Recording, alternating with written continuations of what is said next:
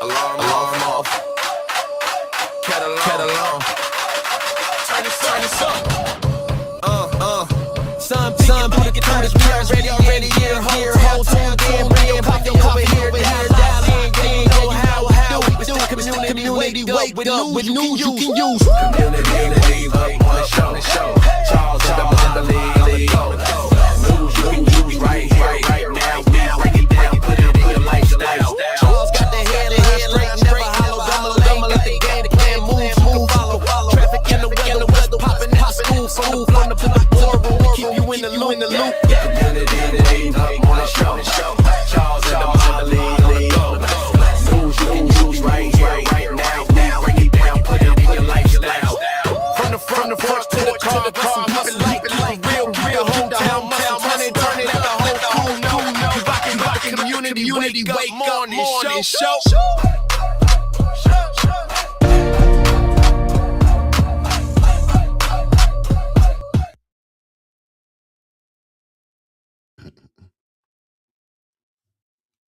Hey, welcome to the Community Wake Up with Charles and Damali. Good morning. I am Charles. And I'm Damali. We're here to deliver the news you can use, culture, and conversation that moves the community forward every single morning. Yeah, so today our theme is reflection and reset. So we're going to be giving you information all about getting ready for the weekend. It's the weekend, baby. It is. Damali, how you feeling today? I'm feeling pretty good, except this cold weather. It changed up on us. I told y'all a couple days ago I was living my best life. Right. It was like 60 and 70.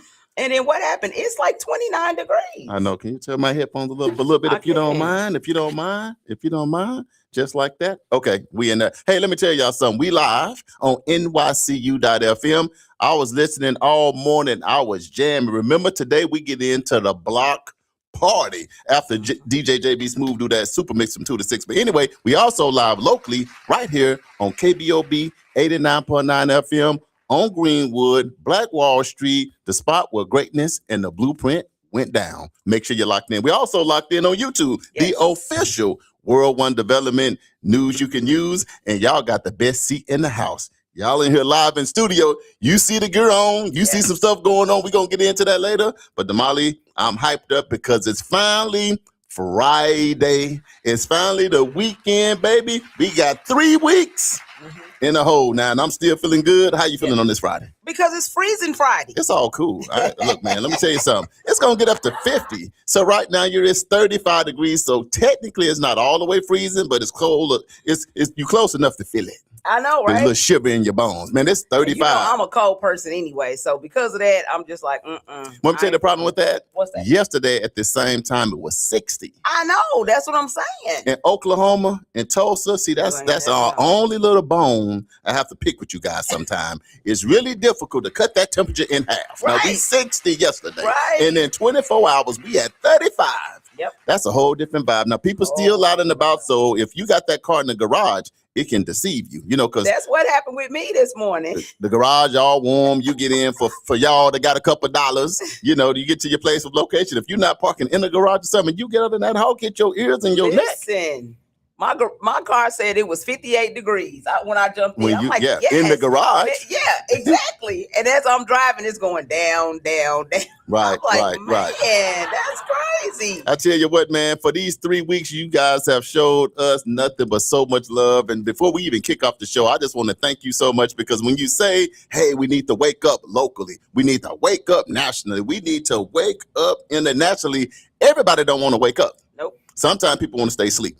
But man, my great-great-grandfather always tell me, hey, look here, grandson. The one thing you never do in life is don't put your head in the sand.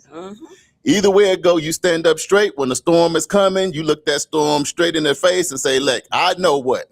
Trouble won't last always. So today, somebody probably need to hear that, no matter what's relationship, finances, spiritual, your kids, your spouse, your boo thing. It's Friday. Trouble don't last always. Listen, and I want to give a huge shout out to my friends over in Omaha, Nebraska. Come on. Right now, y'all getting hit with the shebang bang over there. Yeah. I mean, so Ron posted a video. It's snow everywhere. People running in the mailboxes. He taking account. The last tally I saw, 5 mailboxes have been taken out while he watching out the bedroom window. Man, that's a whole lot. Another thing, if you are in Oklahoma in certain areas, man, this fire, they cannot put this fire out for nothing. I think they got it under control, but it ain't out. Nah, so yeah, act like it, but that wind is blowing so hard and it's so dry and we haven't been getting any rain. So I was looking at that thing. That fire was burning so high. I'm like, I'm hoping that man don't come in and say, welcome to hell. You know, right? I'm like, you know what they say? Welcome to, because when they said the fire was 3 miles long, man. I said, oh, we in the end times. Right. I don't want it to be the end right now. Exactly. I know the end got to come, but where that fire was burning in Oklahoma now, let me digress to say, if anybody is,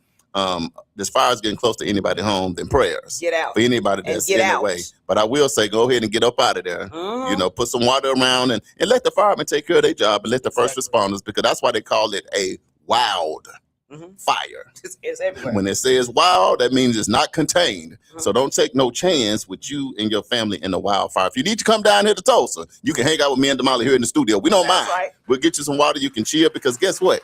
You can always get another home. Right. So grab your dog, grab your cats and animals, and then get on up out of there. We'll get you back there safe and sound. You know what? And another thing, for those of you who are smokers, and I saw this yesterday when I was on my way to the studio, it's too dry and it's too windy outside to be flicking your cigarette butts out the window. Somebody did that in front of me, and I was like, why you do that? Don't do that. So y'all be respectful, because you could burn somebody out just like that. So let's not do that. Okay? Especially riding down the highway. Yeah. You're riding down the highway, you get done with. I know sometimes you're blowing that thing and it's good to you. Okay, I understand. I ain't never did it, but I understand. When I see them doing it, it's like I can't get it out of my mind.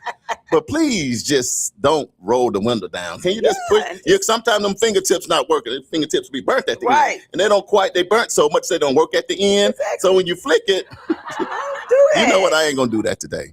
I'm not going to do that. Because they're going to say, the smoke is from the herb. It's from the earth. And it's from the earth. God gave it to me. Yeah, but we don't want to scorch the earth, okay? Let's not do that. Not before our time. Exactly. Anyway, welcome to the show, y'all. Damali, go ahead and calm us down, because we need to. We already 7 after the hour, so we got a great show for you guys today. So if you want to do something quick, hit that arrow to share this video. And then another thing that Molly always say, share it with 5 friends. So get on your phone and say, hey, the Community Wake Up Morning Show with Charles and Damali is on, and they live, and they say they got something to say. And if we say it, we mean it. That's right. All right, so y'all ready for the morning affirmation? I'm ready. For week 3, day 15. Hey, 3 weeks in the bag. Yeah, 15 days. Okay, here we go. So we're going to breathe in, breathe out, breathe in, and breathe out. Sigma. Oh, hold on. I got on that good today. My bad. I got on the good today, Damali. Give me a pack. I got on too much good. Not to just say Sigma. Brad, what's wrong with y'all, Brad? I know, man. If you're not part of the blue or white, anytime you say relax, then they have to tell the signals to calm down sometime. But I'm cool. You see me? Yeah. I'm still cool. You still cool. Look, my feet doing this though. Yeah. I mean, while I'm moving so slow. You know what I'm saying, Damali? Right. Work with me. Pray for me. Okay, here we go. Morning affirmation for week 3, day 15. I move forward with faith. Knowing hope has always been a revolutionary act in our story. Now, what does that affirmation mean? Right? So what that means is, I don't sit still in fear. I don't wait for everything to be perfect. I do not need every detail mapped out. I trust enough to take the next step. Faith is a movement. Then it says, knowing hope has always been a revolutionary act. Think about that. Hope is not passive. Hope is powerful. Throughout history, when doors were closed, hope built new ones. When systems were unfair, hope organized change. When resources were limited, people created innovation. Hope said, we will learn anyway. We will build anyway. We will rise anyway. Choosing hope, especially in hard times, is bold. It refuses to let despair have the final word. And then the affirmative says, in our story, this reminds us that we come from people who believed in better before we saw it. Hope wasn't wishful thinking, it was strategy, it was endurance, it was resistance. So today, as you move forward, whether you in your career, your healing, your family, or your vision, remember this: faith fuels your steps, hope fuels your strength. And when you choose hope, you are continuing a legacy of resilience. As you move forward, believe boldly and never underestimate the power of hope. Never underestimate the power of hope. Correct. You know, and I agree with you, Damali, and thank you for doing that, because I say it every day and it works every day. Certain things need to be a routine. Now, a lot of stuff in your life can be what it is, because life can get chaotic, but certain things it's okay to have a good routine. Absolutely. Because most people do. They get up, they drink that Folgers in your cup. I don't drink coffee, so I don't know which one people really drink. But people do have a routine. They get up at a certain time, then they do this and they do that, and they do their routine because they be like, man, you know what? When I start off this way, life is good. Could I ask people what their routine is? Because I'm gonna ask you, and I'm gonna give them my routine. We got a lot of people on the live, and I'm finna give y'all a huge shout out. But on the live, because somebody might need a tip. What is your morning routine to make sure you get started right? Whether you just get up and you hop straight to the shower, or you get up and drink your coffee. If you get up and hit your knees, because Lord, thank you. That opened my eyes up this morning. He must have got an extra dose of sleep. Look, I'm just saying, let us know your morning routine, because we can give some tips to some young folks, some seasoned folks, some black, white, green, or yellow folks. So we're going to talk about our routine to make sure we kick off our day, you know, good, before we jump into the good stuff. We're going to be loaded up. Damali, you're looking pretty spry today, I might add. Thank you. But what is Damali routine to ensure you ready? Because you do a lot. Every time people see you, I don't see how you do it all. So it must be some kind of special routine in the morning that you got to get your day kicked off on the right foot. And on the live, we got hundreds on already. Let us know your routine if you don't mind. Now, if you get into some freaky stuff, don't tell us about that. Oh, Lord. Because some people do.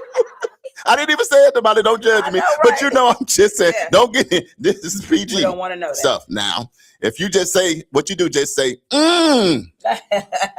we know what you mean. Is that cool? So I need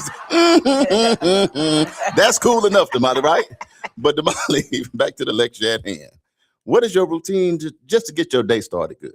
First thing I do is when I wake up, I grab my phone and go to my Bible scriptures. And so I'll read my Bible scripture before I even get out of the bed. So you don't look at no text message? Nope. No missed call? Nope. No Facebook, Instagram, TikTok, Twitter, Don't none of care. that. You going straight to the word. Straight to the word. Okay. And I share the word with friends. That's good. Sharing is caring. Yeah. So when you first get up, you look at your phone, but not to jump on social media. No. But you got your phone set where you wake up with a word that inspires you, that gets you going. What you do after that, after you get a word, and then you've been slain in the spirit, you fell under the bed, and you finally get back up to your feet. Yeah. You probably don't do all that, but it just. No, I don't do all that. But what did you do next? Now, so then I go in the bathroom and start my day. You know, brush my teeth, wash my face, get in the shower, all that stuff. You're doing your upkeep. Yeah. Maintenance work. That's right. That kind of thing. And the next thing is I make up my bed. I got to make my bed every single morning before I leave the house, because if I come home and my bed is all tossed up, I'm irritated instantly. So you do that? You don't eat nothing? No, probably not most times. So a lot of times I usually just get in the car and go, and then I'll figure out what I'm gonna eat on the way. Right. Unless I got a piece of fruit or something. Like today, I got a bar and I ate that. But yeah, most of the time I don't think about that. But so for me, when I wake up, I got two options. If I wake up before my alarm go off, that's a good sign. Yes. And if I wake up before my alarm go off, I just go ahead and I just pray and I just meditate and I just kind of stay in that space. If I wake up before the alarm go off, so that I have time to pray. And the whole time I'm like, alarm, bro, let me just get through my prayer, because I'm thankful for my kids, my family, the business, all that. So then if I can do that, you know, I got to go into the bathroom for a second. You know what I'm talking about? Yeah. Then this to brush your teeth. Now let me tell you the next thing I do after that. I drink 20 ounces of water. Yep. The next thing, when they say, Charles, you aging backwards. I've been doing this for years. If you want to help yourself out, because overnight, all your organs are dried out. I'm sorry. Ain't no good. Your coffee, your coffee's dry, but all that. So Right. you got to lubricate them organs, right? Yes. So the next thing I do is I drink. After I pray, meditate, and do that, I drink. Look, Damali, it's on my nightstand, 20 ounces of water. You know why I started doing that about 7 years ago? I was borderline on the blood pressure, Right. borderline on the diabetical, borderline on the cholesterol. I borderline everything. I'm like, man, do I just live on the borderline? What's going on? You on the But border, huh? anyway, I saw on TV, it said, you know what? Water is 70% of your body, and water will regulate most of the stuff with your body. So give it 6 months. So I gave it 6 months. I went back to the doctor, and guess what? What's that? My stuff had went down where I got off the borderline. That's awesome. And the only thing I did different, I hadn't changed nothing else. Right. Because I already kind of worked out a little bit and did that, but I was still borderline and wasn't working because I think I was eating too bad. But that water, before you start eating the rest of the stuff that you like, pays huge dividends. Yes. And then my goal is lastly, I try to give myself 15 minutes because we live in Tulsa. So I try to give myself 15 minutes getting to my destination if I have to be on a detour.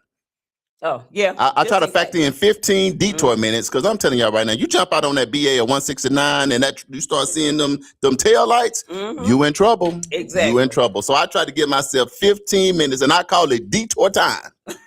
So that I don't have to get, but that's something that I started like. Anyway, Yes. let us know your little wake up, do shout outs first. Can we do Okay. shout outs first? Yes. Go ahead and do shout outs. Okay, so we got Dominique Harper. Look like he was the very first one on Lil' the bro. live this morning. Little bro, we got some merch for you. He Y'all, said, I'm proud "Good of morning." you. Good morning. Good morning. Yes. Welcome to the show. Rosales Sherwood.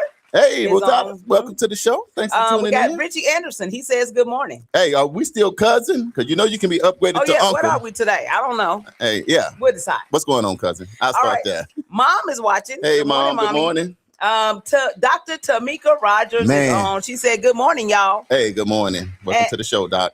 AJ is on the line. Mr. Energizer? Yep. Welcome to the show, Mr. Energizer. Uncle Brian said good morning, y'all. Charles, acknowledge me. Hey, Uncle Brian, Your Highness. Welcome to thou show. Is that good enough, Uncle Brian? AJ said, good morning, family of the community. Wake up with Charles and Damali. Hey. Mr. Energizer at the J-Bone Lounge. It's live at all times, baby. Crash is on. He says, good morning, family love. Good morning. Good to see you yesterday, Mr. Crash. Man, Crash is always in the community. And you know what? And Crash, you did a really good job recording while we was You taking sure that picture. did. Thank you. I Hey. appreciate that. Yeah. Yes. He said, do it, Charles. LOL. Come on. He laughed Come at on. you. I ain't no telling what you did.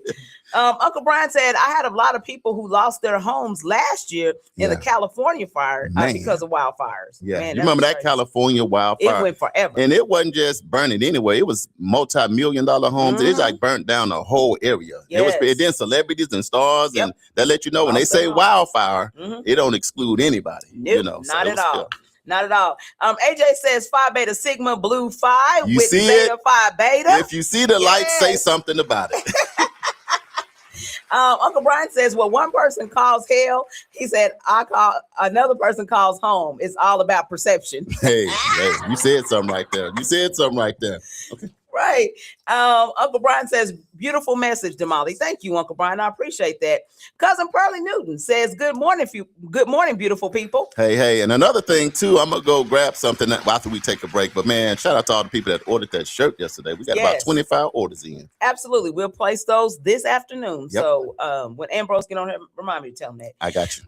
Prentice and Marquise. What's going on, Frat? What's going on, best friend? They in here. See, we always gonna give y'all a shout out first because y'all did not have to get up with us. So we always pause to acknowledge the team because we call y'all the extension of the Wake Up family right here on NYCU.F, and we appreciate it. Damali, what we gonna get to next? Absolutely. Okay, so occasionally Charles and I are scrolling on social media. Right.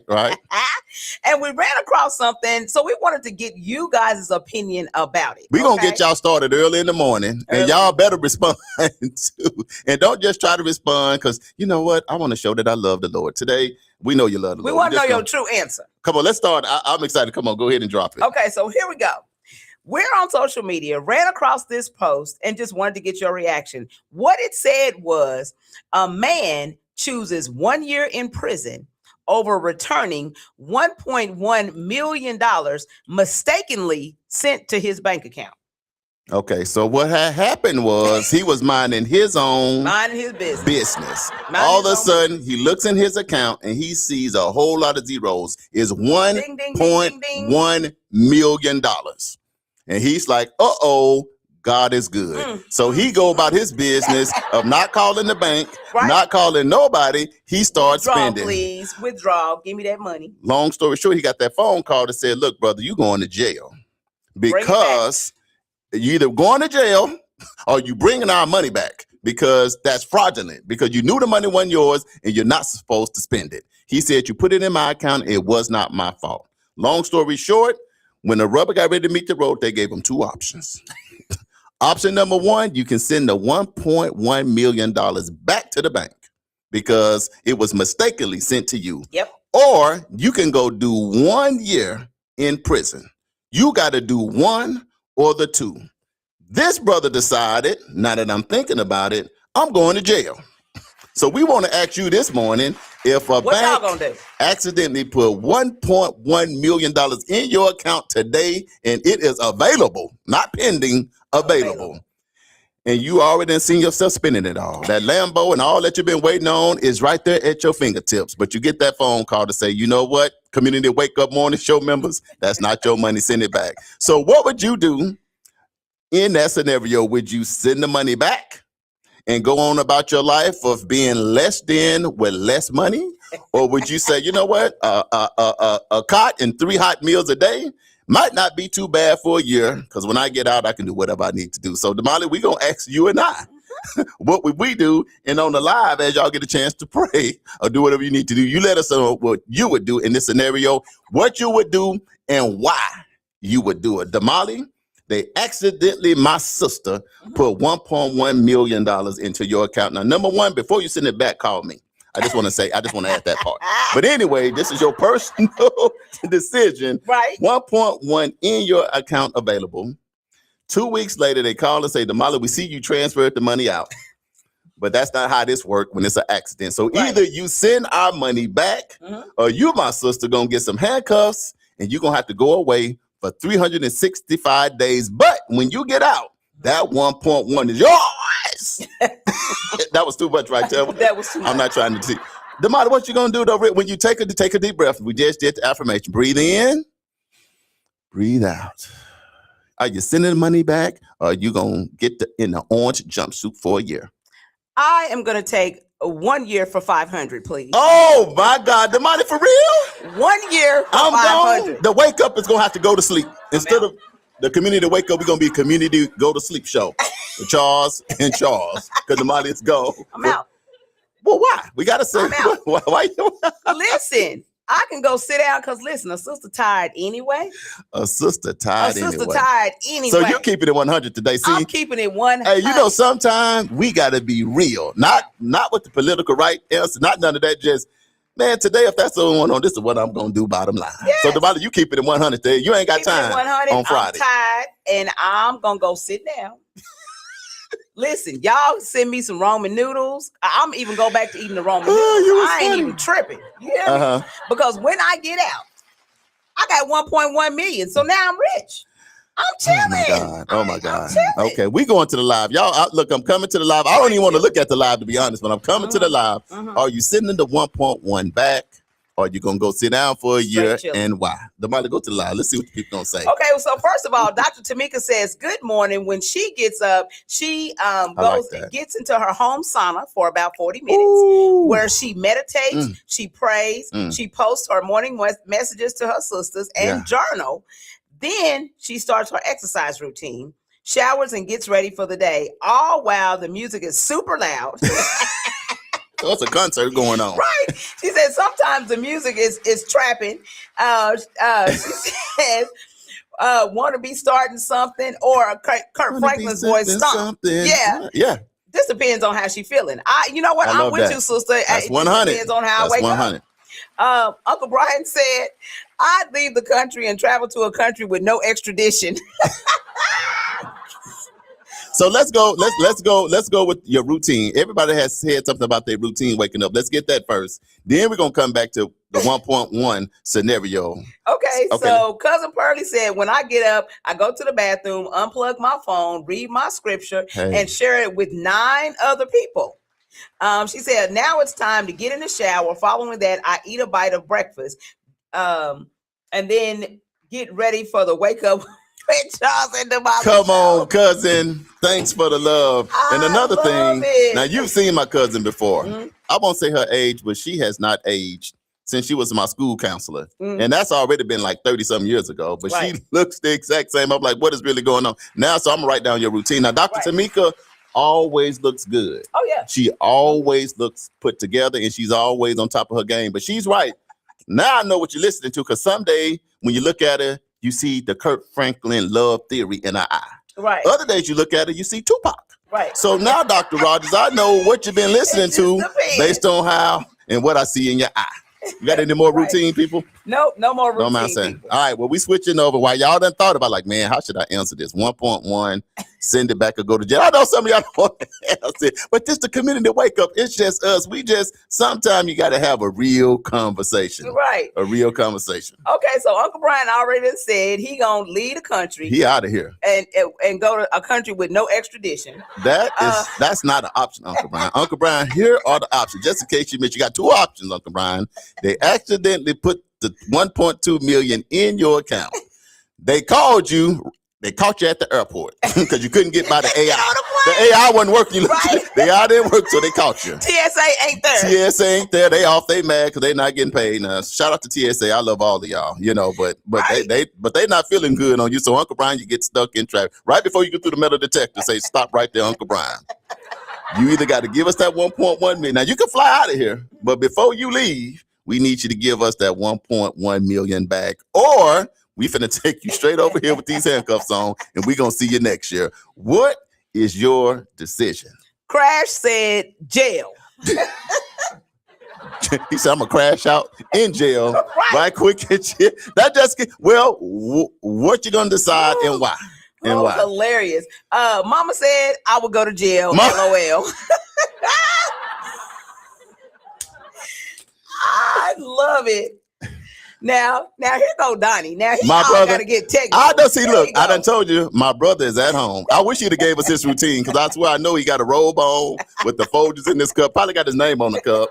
Watching TV. My brother know how to chill. Him and my sister-in-law Lily, they know how to relax if nothing else. What'd he say? So he said, I'm sending that money back. He said, I've worked for the Department of Corrections. LOL. He said he ain't worth it. Yeah. So bro, you got to don't give no.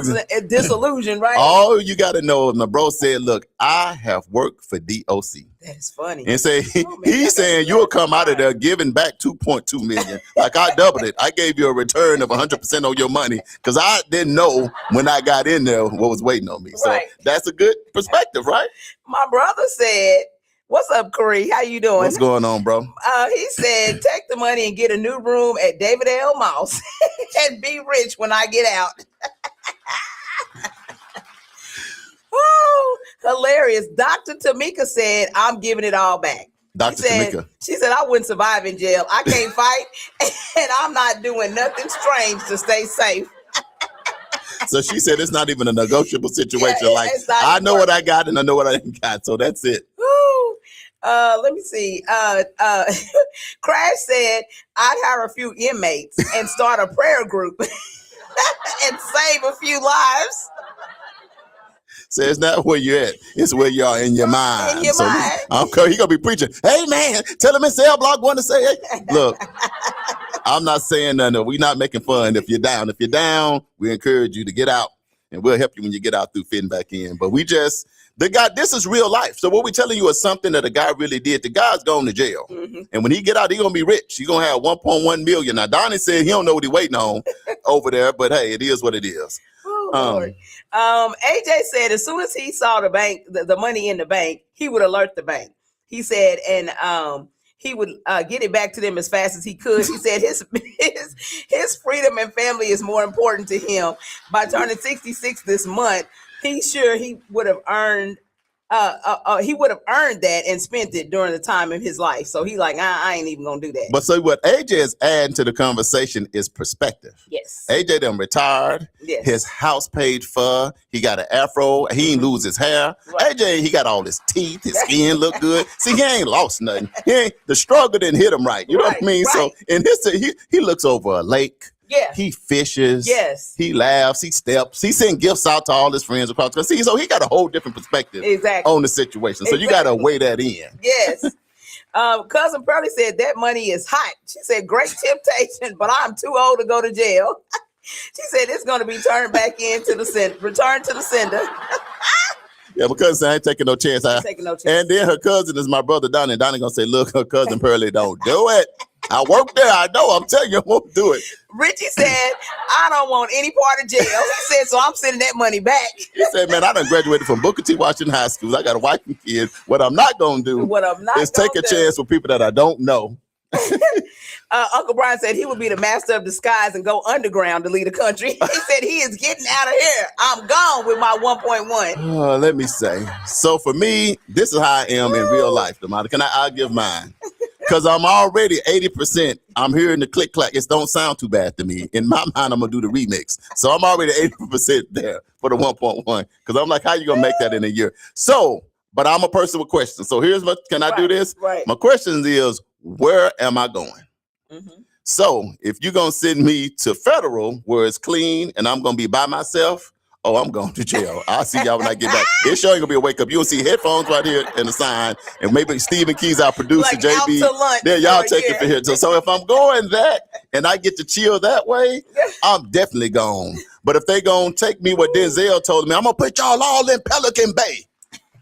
I ain't going to Pelican Bay. I don't know what Denzel means when he said Pelican Bay. You remember on training day? He said, I'm going to put y'all all in Pelican Bay. Nope. I ain't going to. It sounds like what my brother talking about. It sounds like what my cousin Pearlie talking about. But if I got to go to Pelican Bay, I feel like Dr. Rock. I don't want to fight that much. Right. I don't mind fighting a little bit, but I don't want to fight. So if I'm going to Pelican Bay, y'all, I'm staying free. I'm going to send that money back fast as I can. Oh, so man, y'all got me crying this morning. So, Princess said I may have to take time upstate. And you know, Prentice buff too, and he my friend.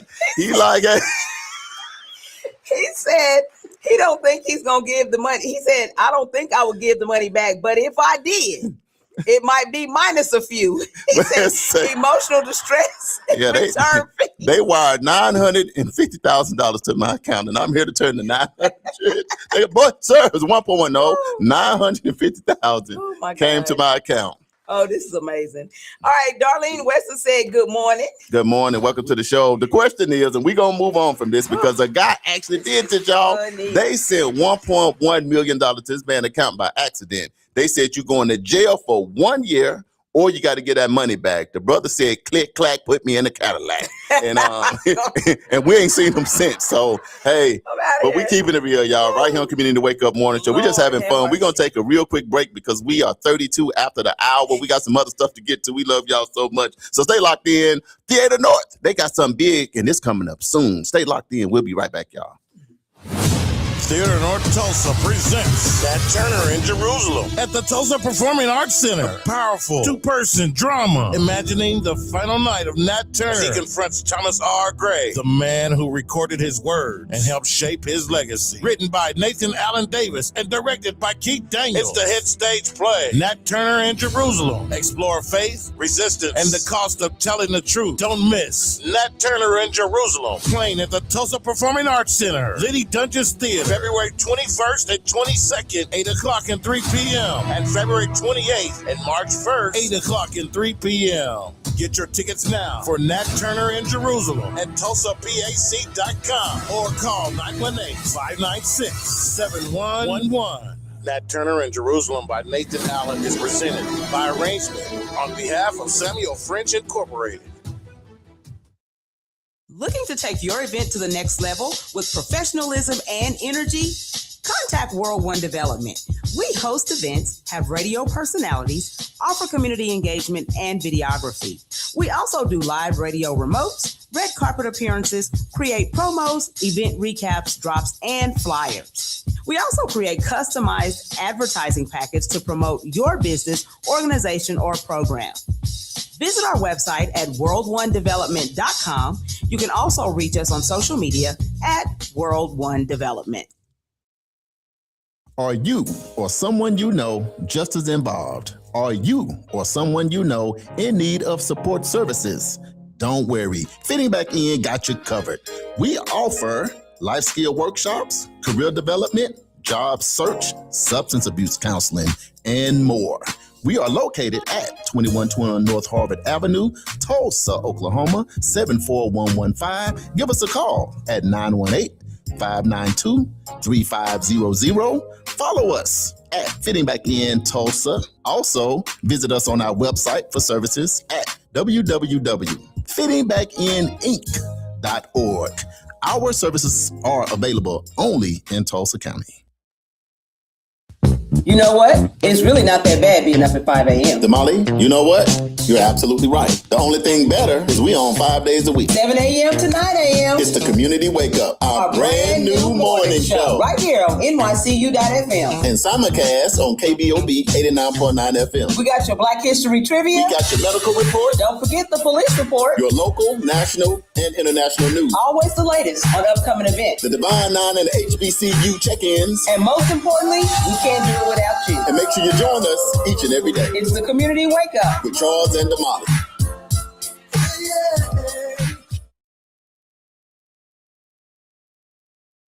The 36th Street North Event Center is proud to kick off another great season of social gatherings with family and friends. And no matter what the size of your next event, the 36th Street North Event Center has you covered. From event decor to live DJs, even catering, and a world-class sound and lighting system, 36th Street North has your event covered. We offer a state-of-the-art event booking and planning process from start to finish. And whether you're hosting 100 or 1,000, 36th Street North Event Center is the premier event center of North Tulsa, located at 1125 East 36th Street North. Share the experience at 36th Street North Event Center and see why we are the number one choice for upscale events. From weddings to birthdays, corporate functions, holiday parties, and so much more. Visit us today at 36theventcenter.com or call and reserve your spot at 918-200-9046. Buy local, build local, support local. The Small Business Spotlight is brought to you by NYCU.FM. Listen live at NYCU.FM 24/7. Local dreams, local dollars, local success.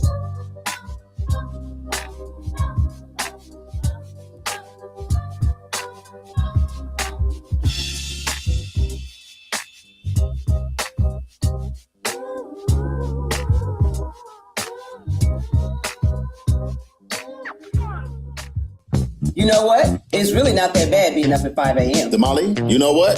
You're absolutely right. The only thing better is we on 5 days a week. 7 a.m. to 9 a.m. It's the Community Wake Up, our brand new morning show. Right here on NYCU.FM. And simulcast on KBOB 89.9 FM. We got your Black History Trivia. We got your medical report. Don't forget the police report. Your local, national, and international news. Always the latest on upcoming events. The Divine Nine and HBCU check-ins. And most importantly, we can't do it without you. And make sure you join us each and every day. It's the Community Wake Up with Charles and Damali.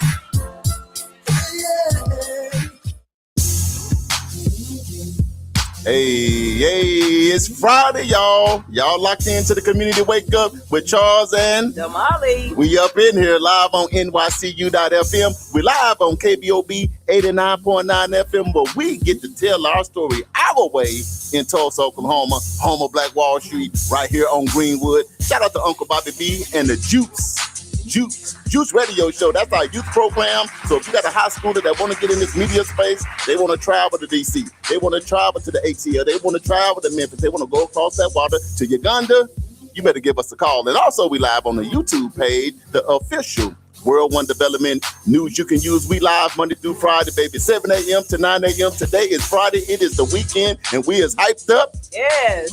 Up in this spot. Devonna, how you feeling?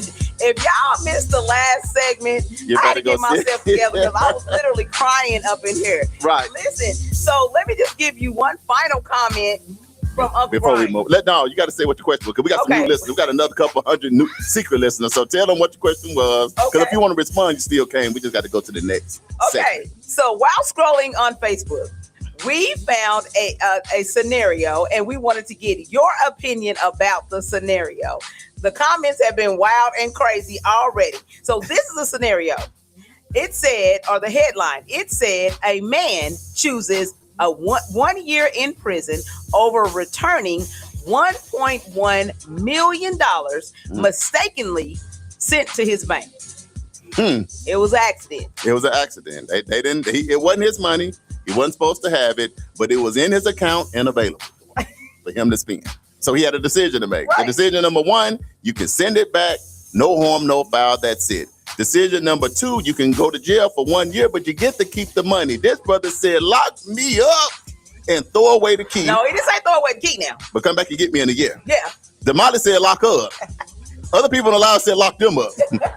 I said depends on where I'm going. Now, if I'm going to the clean cell by myself, federal, I can do that with a couple people. Well, so that's why Uncle Brian said bank embezzlement is a federal crime. So you going to the feds. Yeah, so I'll go there. Lock me up. But they sent me to Pelican Bay, what Denzel Washington said on training day. I'm not going to Pelican Bay. Yeah, there's too much going on there. But anyway, we appreciate y'all chiming in. Nothing but love. Just having a little fun on this Friday. Loosen people up because it's time for the weekend. And when the weekend comes, it's time to have a little fun. You done made it through the week. You survived your boss. You survived your co-workers. The kids done survived school. So we're going to get together and have some family fun. Damali, what we going to do today? So as we head into the weekend, this isn't just about events. It's about reflection and reset. That's what we're talking about today. Yeah. Reflection and reset. So let's look at what's happening locally, nationally, and internationally, and what it means for us. Right. So here locally, community organizations continue focusing on mental wellness, workforce development, and neighborhood engagement. From job training programs to community health fairs and small business events, Tulsa is leaning into growth and rebuilding. And I'm telling y'all, it's a lot of rebuilding going on right now, and especially in North Tulsa. If you haven't been to Tulsa, and for some of y'all, maybe out of North Tulsa, made it to South Tulsa, made it to Owasso, made it to Bixby, you might want to come visit home a couple of times because it's booming out here on the north side. It's popping. Not the north, the north side. The north. So come out here and see it. It's things going on. When I say development, I'm talking about billions of dollars of development is going on in North Tulsa. And this is where people get the Jedi mind trick. Mm-hmm. You come into the city, because, I've been here for 26 years, right? They almost gave me my card. Am I a Tulsa now? You're a Tulsa now. From Arkansas now. The B-Town is always represented because that Arkansas Go Hogs is always in there. But this is the point. North Tulsa, y'all, we are 2 or 3 minutes from downtown. Mm-hmm. We are 3-4 minutes from the airport. Mm-hmm. So you right in the middle of all the action. Now, no problem if you live in Bixby, no problem if you live out south, but that's the flatland. Yeah. Out here in the North Tulsa, it's all hilly, the grass is thicker, it's all green and all of that. And now they're building this thing up. So if you don't know, if your grandma, grandpa, or family member have some land in North Tulsa, check on your taxes and hold on to the land. Right. Because the lots you used to get for $1,000, $2,000, them lots now $40,000 and $50,000 for the dirt and the grass. So some are more than that. Yeah. So but when you come back down to reflection and reset, sometimes you got to reflect on some things, Damali. You got to reset some stuff in your life. So the message locally is clear. Progress requires pause. Many local leaders are encouraging residents to attend town halls, support small businesses, and prioritize family time because community strength starts at home. Right. And we talk about that all the time on the show. This weekend, consider supporting a local restaurant or small business, attending a community event, or taking time to unplug and recharge. Reset isn't retreat, it's preparation. And we'll talk about that a little bit more as we move on in the show. So on the national level, nationally, conversations continue around government funding, economic stability, and public health. With ongoing federal budget negotiations and discussions about economic resilience, many families are paying closer attention to financial planning and long-term security. Let me tell y'all something right now. For whatever reason, what Damali is saying, there's a lot of money going on locally. We in Tulsa, we've been to about 3 or 4 town halls in the last month. You got to go, and kudos to our community because our community is now showing up. It is standing room only at these town halls. It is good vibes, y'all. Now, I know the news that if you watch the wrong news, that's why you need to watch the Wake Up. Show you all this negativity, people divided, people grab the sign, the Epstein files and all that. Okay, whatever. but there are great things happening in communities right now, and they shelling out some money if your family want to make for a better life for yourself. So tune in, wake up. That's what we call the community wake up, and we're going to give you all the information that you need. And you know what? It just put me in mind. We were so turned up, we forgot to say yesterday, congratulations to the Cherokee Nation. Right. Yeah. And the Tulsa Community, TCC, Tulsa Community, I can't remember what the other We'll C park is, it at but Cherokee Nation. But anyway, they opened up a new facility on 46th Street North, just west of Peoria, North Peoria. Oh my God, it is beautiful. Super nice. $2 million. Yes. It's 4,000 square feet. Beautiful. It got a lot of land in the back. And like I say, another thing, community is now showing up. It was so beautiful to see that. Look, here's the thing, the diversity in the room. It was so good to hear we're investing in North Tulsa. Yes. Whether that's housing, education, our youth, our elders, information, AI, all the stuff we talking about, it was packed out, y'all. They were talking about what money is coming out. So the investment is here, but you got to get in line. You got to get educated. You can't just stick your hand out and close your eyes. It don't work like that. You got to get involved. You got to get in position to get the things you need to have. So shout out. So that's what me and Crash was hanging out. We was hanging out with the mayor's mom, turned up a little bit. Brenton was in the house. All kind of people was there. The community was out, was outside. And guess what? The community wake up was in the building. AJ said he tuned in to Cherokee Nation yesterday. I saw AJ my cousin Pearlie asked him about it. This man took $3 billion and we invest in here and here and here. And can I be honest with you? That's why Damali been getting her hair done and her nails done. We've been submitting, get our couple dollars. But the thing about us is we gonna share the information. Yes. So we got a workshop actually coming up. Reach out to me, reach out to Damali. We can still get you in there. We got something going on tomorrow. Yes. Tap in.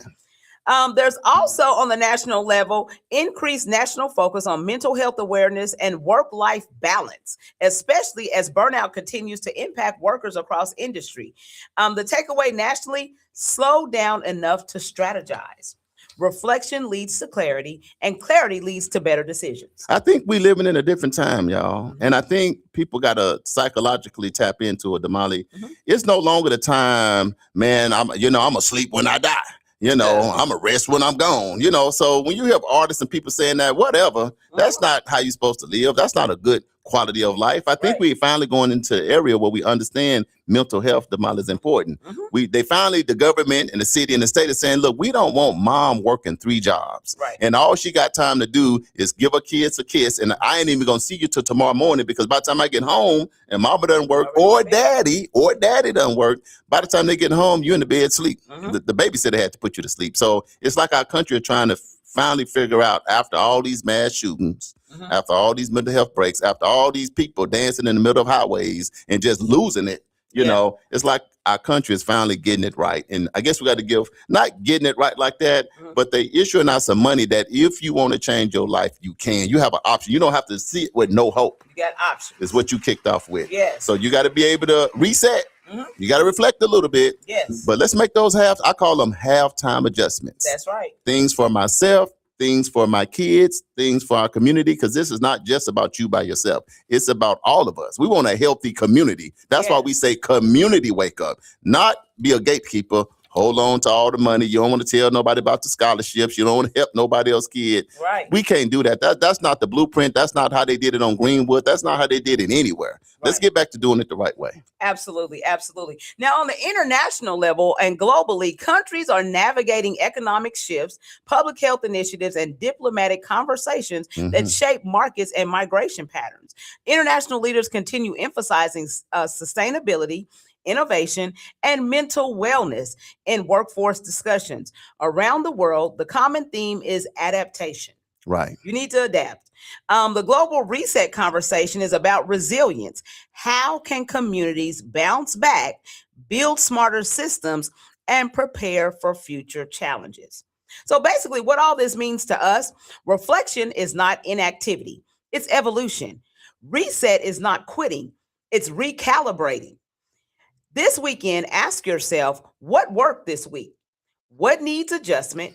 What do I need to reset? And where do I need to renew focus? Communities grow when individuals reflect. Families thrive when households reset, and community strengthen when residents stay engaged and informed. So use this weekend wisely. Rest intentionally. Reflect honestly, plan strategically, and connect meaningfully, because forward vision starts with a healthy reset. Hey, let's do this right here. Let's do this right here. If y'all don't mind on the loud, oblige me just a little bit. Let's ask the question, Damali. Yeah. When you think about reflect and reflection and getting ready, I'm gonna go back to New Year's resolutions. Oh, you know, God. because it's just February. Everybody done fell off now. It's Black History Month. You know what I mean? So Black History Month is already enough to reflect it just in itself, because we come for greatness. It's in our DNA. It's in us. Damali, what do you do when you think about reset and reflect? I'm gonna ask y'all, do y'all write New Year resolution? Do you just do goals? Do you do a vision board? We're just trying to share a little information. What do you do when you have to reset and reflect so you can get yourself back centered to go back? Because, you know, sometime in life, it can get you all over the place. Oh, yeah, and you be like, sure. man, I don't know where I'm going. I don't know what I'm doing. I don't even know if I'm being successful, if I'm failing right now. So Damali, we'll give our take, and we're going to ask our listeners to give their take. What do you do to keep yourself centered and focused on what you do? Do you write a vision? You do goals? You do a vision board? You give it to family? Give the community some tips on what you do to keep yourself focused so that you can kind of be making those benchmarks as you go. So I typically write down a list of things that I want to accomplish in the year. Okay. And you do that when? Usually I do it at the end of the year, maybe at the beginning. So before of the you hit the new year. So this Right. is what you're doing before you hit the following Yes. year. Okay. And so I write down the things that I want to get accomplished, you know, Right. whether that's, you know, saving X amount of dollars in the bank this year, I like that. or, you know, making sure, you know, paying an extra mortgage payment, or whatever it is that I'm going to do. I write all of those things down, and then I just kind of revisit those, you know, to see what I'm doing, how I'm doing. You know, am I doing good at it, or am I doing bad at it? You know, and then now that gives me room to recalibrate. Right. Because I know what it is I'm doing, or, you know, I see how I'm progressing to reach that particular goal or that particular task. So, yeah, I can tell you, I do a really hard reset during December. And my birthday is on Christmas, by the way, if you didn't know, just in case you want to get me a Christmas gift and a birthday gift. But anyway, that's not the point. That's not what we're explaining right now. I do a hard reset at the end of the year, and I really reflect hard on what I've been doing, how I've been doing it, what worked, what didn't work, what friends I need to drop off at the curb and spin off. I'm gone. No, I ain't gonna do that to my friend. But I do decide what I will and won't do. And I write a vision. But I'll tell you this, I start with myself first and my health and wellness. So I'll be like, man, have I went to the doctor? I go to the dentist. I try to make sure I'm taking care of those things first, because if I'm not okay, nobody gonna be okay. It don't matter. I go there first, then I go, okay, am I helping my kids and my family and my grandkids get their stuff done? I go there second, because that's the family. Then I get into the world of what's going on with World One development, engagement, business, and all of that stuff. And I do a hard set of what am I going to do and not do this year, because if I did a business venture with you all year and we made negative $2,000, then that, my friend, might be something that's going to come off the list, the vision board for the Yes. following year. And I'll Gone. call you and say, I'm not going to do that, because what I try to do is Damali and I are in a position that people send us everything. Man. A lot of y'all on the live, people always bring you all their business ideas, but you're a human. You only can do but so much. So what I try to do at the end of the year is write my first quarter vision. I'm going to focus on this, put my scriptures to it. And once that's set, you know, it's my health, Then you go to it's work. family, it's economic, it's housing, it's all the areas I need to address. Boy, when I get to January, it takes an act of God for me to do something outside of what I put in my vision. Right. Because I don't want to be out here doing everything. Because I don't want you to see me one day, what you doing? I'm a real estate agent. You see me next time, you know what? I'm working on buses. Next time you see me, I'm going to start a car detail shop. Next time I got a network marketing business going on. You know how some people, every time you see them, they doing something different. Like, bro, every time I try to support you, sis, you're doing something different. Every time we run into each other. So I try not to be the master of nothing. I just try to say, okay, like that, the master I don't want to be the nothing. master of nothing, y'all. I'm just telling you that right now. So for Charles, if you have a vision or something you want me to do, I will sit down and I'll listen. Because if it makes sense, then I'm gonna meditate on it, because it's gonna be hard, because I done already put my plan together for the year. Right. You know. Right. So and then here's another thing for some. It don't even mean sometimes that your ideal is not a good idea. Right. My plate is just full. And I think sometimes, guys, we all go back to the same people every time, and you hoping they're excited about what you're doing. And if they don't feel like doing it at that moment, Damali, I think we got to give people a pass. Everybody don't feel like doing what it is you want them to do. Exactly. You got to remember, people got a plan for themselves. But you know what people do? Oh, you don't want to support a brother. Get on up out of here. So you tripping every time. You know, a brother just trying to be great. Exactly. Sister just trying to do good. You don't want my chicken dinners or my 50. Get on out of here. Exactly. That's how we do. We can't do that to people. Sometimes people have their own plan. Yes. You know, and sometimes it may be good just get some pointers. Damali, you might not want to do this business deal with me, but let's just talk. Maybe you can give me some pointers to still help me out. Yeah. And maybe you can say, look, I can't do this venture with you, but I'll still support you. You know, if you're finna open something, I'll spend some money with you. I'll advertise. I'll let people know about it. But as far as right now, I got a vision for me and my family and my kids and what I'm doing. And I don't want to be way over here in the middle of your business trying to do your vision when I need to take care of my own. That part. Is that fair? That part. Have you ever had somebody do that to you? Every time they got you a plan every other week, Damali, Like, you got to see this one. This is the one.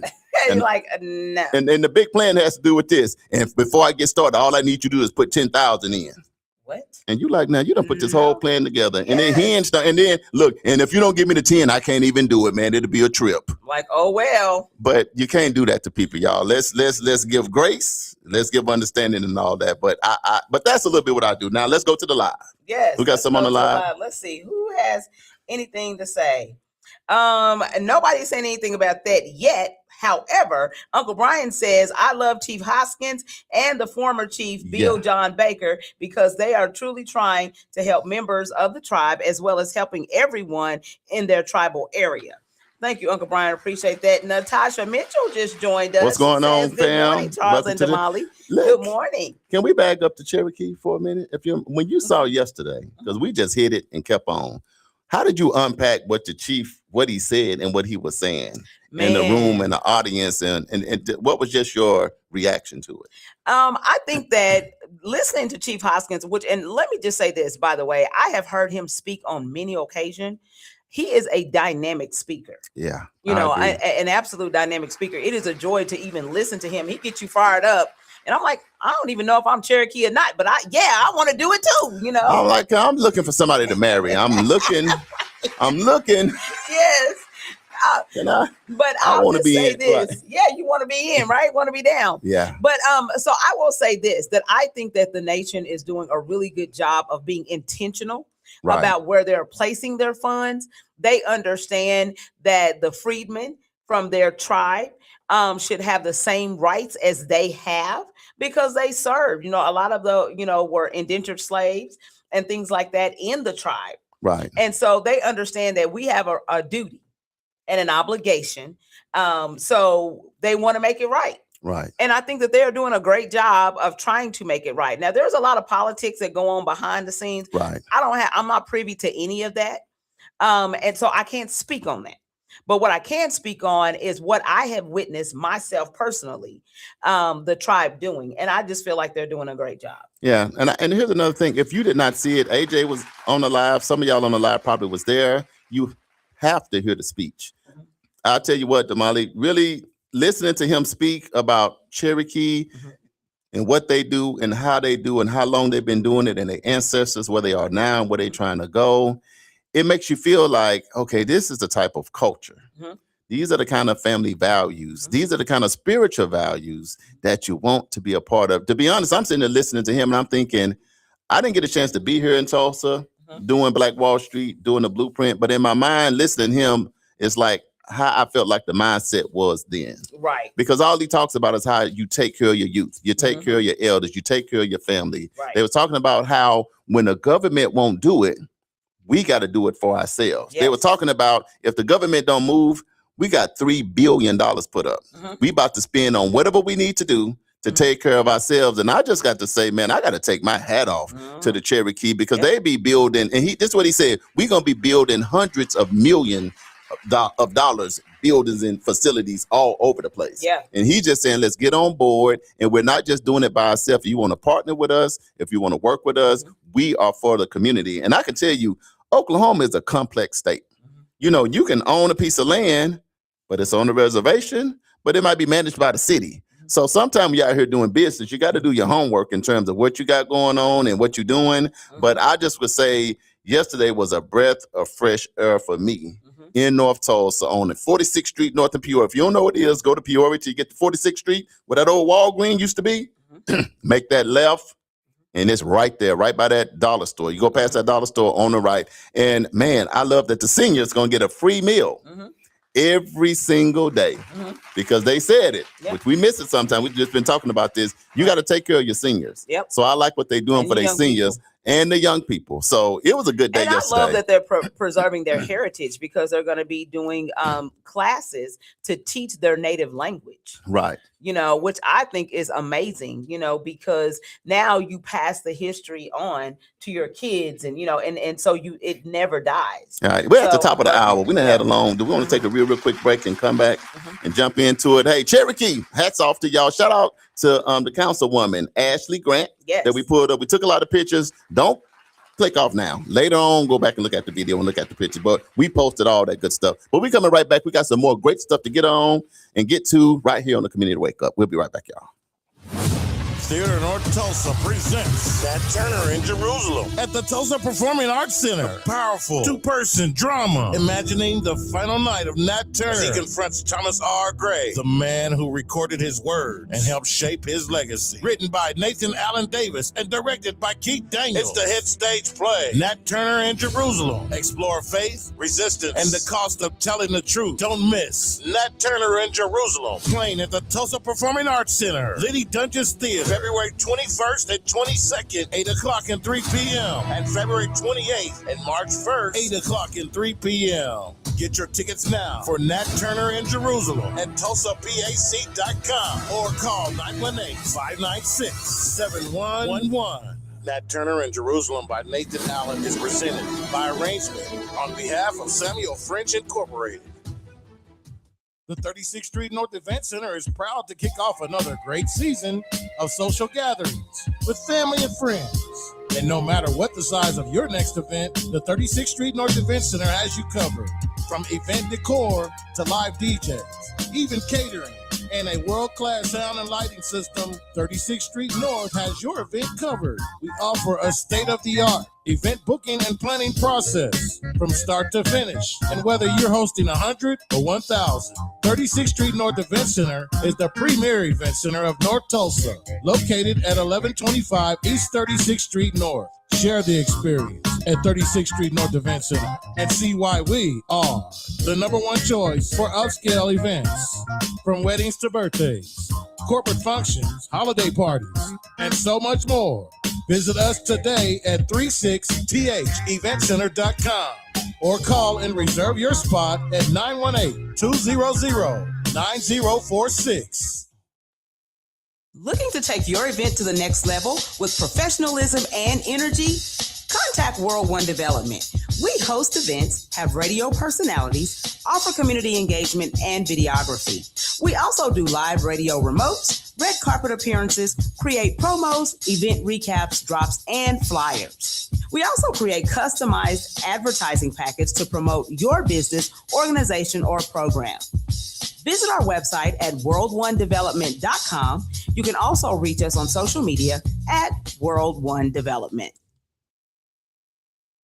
EduRec is the place where education and recreation meets. At EduRec, we have a host of programs such as Spring Break Camp, Summer Camp, and After School. We also have Black History Saturdays. It's located at 5424 North Madison Avenue. To donate, sponsor, or volunteer for any of our programs at EduRec, go to edurectulsa.com. Call EduRec today at 918-430-3947. And you can also visit us on any of our social media platforms at EduRec Tulsa. EduRec Tulsa, where education and recreation meet. Yeah, we back. Yeah, we back. Community Wake Up with Charles and Damali. We are back right here in Tulsa, Oklahoma, home of Black Wall Street on Greenwood. We here. You rocking with us on the Community Wake Up right here on NYCU.FM. Remember, when we go off the morning show at 9, stay locked in with us 24/7 because we play the absolute best R&B in them throwbacks that you guys love. So if you're in your car, just go to your phone and put in NYCU.FM. It's going to pop up. Click that play button, and we're going to be jamming. And let us know how you feel about it. Also, on YouTube, the official World One Development, news you can use if you got at work. Just go to their YouTube page. Also, we local right here in Greenwood on KBOB 89.9 FM, where we get to tell our story our way. Damali, you know what time it is? What time is it? Hey, it's time for the Divine Nine check-in on this Friday. Let me hold my shirt up so y'all can see what it is. I was hiding it, but I was... just like that. Pop your collar. Look up. Can you see it? Yeah. Y'all see it? If you didn't know now, you know. You see that right there? Let me drop that on you just like that. Damali, let me tell you something. Go down in the Divine Nine world. Sometimes we get a bad rap, but on Fridays we do the shout out. So if you're part of the Divine Nine, if you're part of the HBCU culture, put in where you went. Let us know what time it is, because we want to see all the sororities and we want to see all the fraternities. And if you, for whatever reason, don't know nothing about it and your kid go to college and they come back hopping outside, they might be part of one of this, whether it's the male or the female. Let's get to it. First and foremost, I'm going to kick off with what I think is the best fraternity in the world, Phi Beta Sigma, founded in 1914, Howard University. Then I'm going to slide to my sister, the official Zeta Phi Beta, founded in 1920 at Howard University as well. Hey. And we got Howard on. Turned up. We can't even turn down, y'all. All right. But we also got them brothers of Alpha Phi Alpha, founded in 1906 at Cornell University. Yes. Shout out to the 8 by 8. You also got them Alpha Kappa Alphas. That's the sorority Inc. They in the building. They was founded Howard University. Howard University. Did you know? We're going to jump into them brothers with them canes. The candy canes, the pretty boys. They got shades on. They may wear a little bit of makeup. I'm just tripping. They got curly hair. Kappa Alpha Psi, founded at Indiana University in Bloomington. Then you get to them boys, Omega Psi Phi.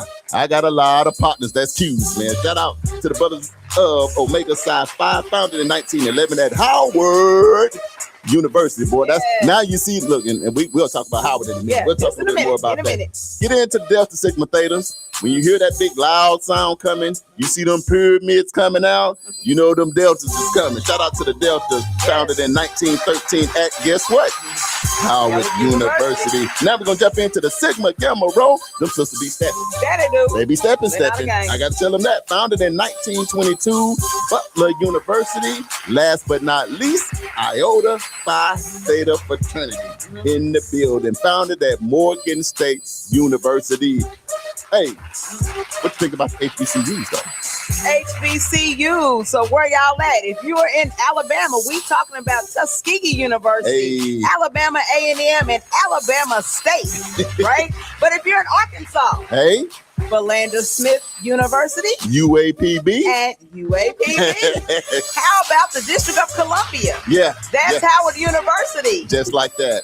Now let's pause, because for today, now I graduated from Langston, but for today only, for today, my favorite HBCU for today, is the Howard University. That's right. Because they sent us a box of full swag of merch. They gave us a whole box. They gave us the swag bag, hoodies, shirts, cups, little footballs, little sticky things. We got all kind of stuff. So we got to shout out Howard University first. Now, after that, every day, all day, it's about Langston University. The L's are up. I graduated from there in 2000. But anyway, what's your favorite HBCU? Damali. Let's hit a few more. In Florida, we got Florida A&M University and Bethune-Cookman University and Florida Memorial University.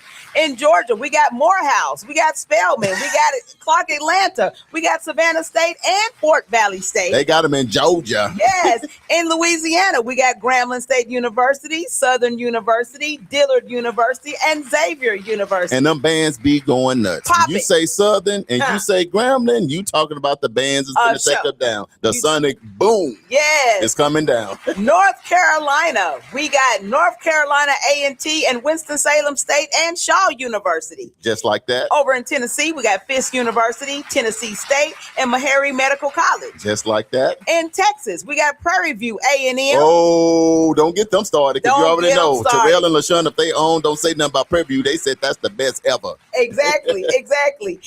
Let's see, where was I? Texas, A&M, Wiley University, and Paul Quinn College. Then, of course, right here in Oklahoma, LU, Langston University. They up. Virginia, there is Hampton University, Norfolk State, and Virginia State. And last but not least, in Maryland, we got Morgan State and Bowie State. Just like that. Yes. So that's your Divine Nine, your HBCU roll calls. We appreciate y'all tuning in because here's the thing, Damali. People don't realize at a time you can go to the regular colleges. Cousin Pearlie said I missed Shorter College in North Little Rock. Little Rock, Shorter College. There you go, cousin. There you go. Thank you. Keep it tight, keep it right. Yes. Keep it tight, keep it right.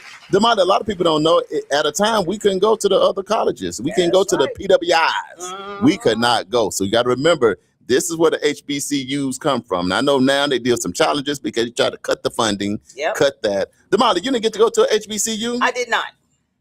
The beauty that I have is I got the chance to do both. Shout out to the University of Arkansas at Monticello. Yes. That's where I first went to school. That's where I pledged this blue and white. Right. Shout out to Lambda Zeta.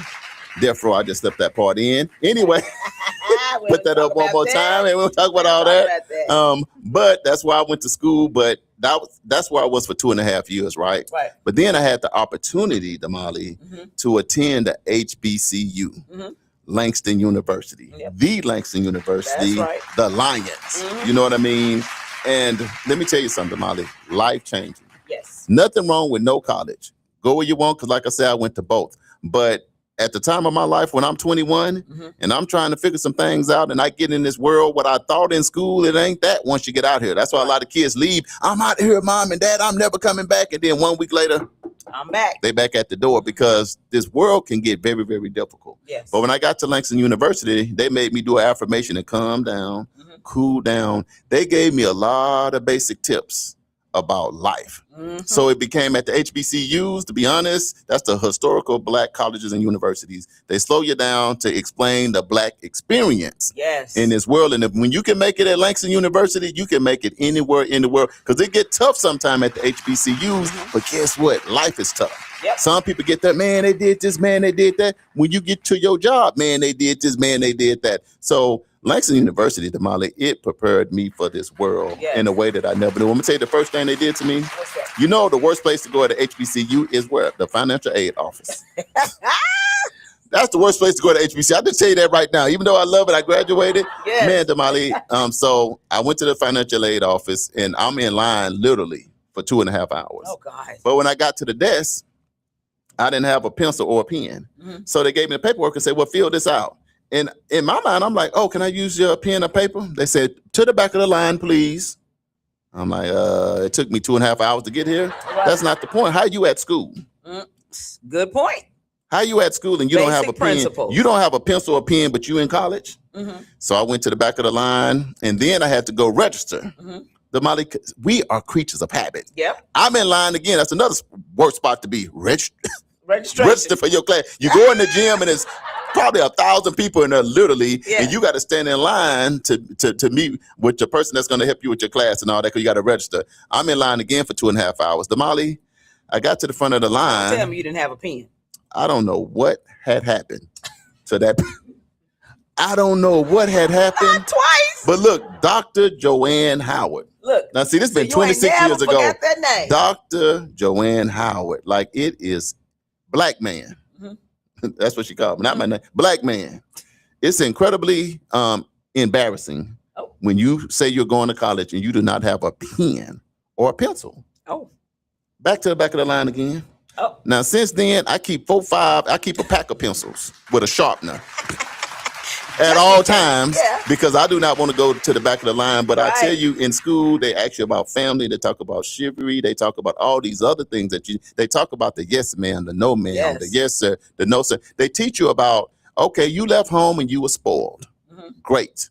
But you can't bring that honorary stuff to HBCU. Mario said, Joanne Howard, LOL. Look. Mario, now, you gave receipts on me stepping with my shirt off. Now I give receipts with man, me and Mario had to ask Mario. Tell him something about the HBU experience. I'm going to tell on Mario now. See, that's what he get. He told on me that I was stepping. Said Chuck was stepping and lost his shirt. I lost it. I didn't take it off. I lost it. Somebody done something to me. I'm going to tell it. It's a Divine Nine HBCU. Me and Mario both in the same class. Right. We freshmen. Now, I'm studious at this point because I done went to the other school. Right. I'm focused. You focus. How come Mario on his way to class, some pretty girls on the sidewalk, Mario stopped. And I'm sure, and Dr. Joanne Howard looking at him, she said, look at Mario out there. Now, we're in class for an hour and 15 minutes. Right. How about Mario ain't even made it to the class? What? Now, Talking to the pretty girls. Mario.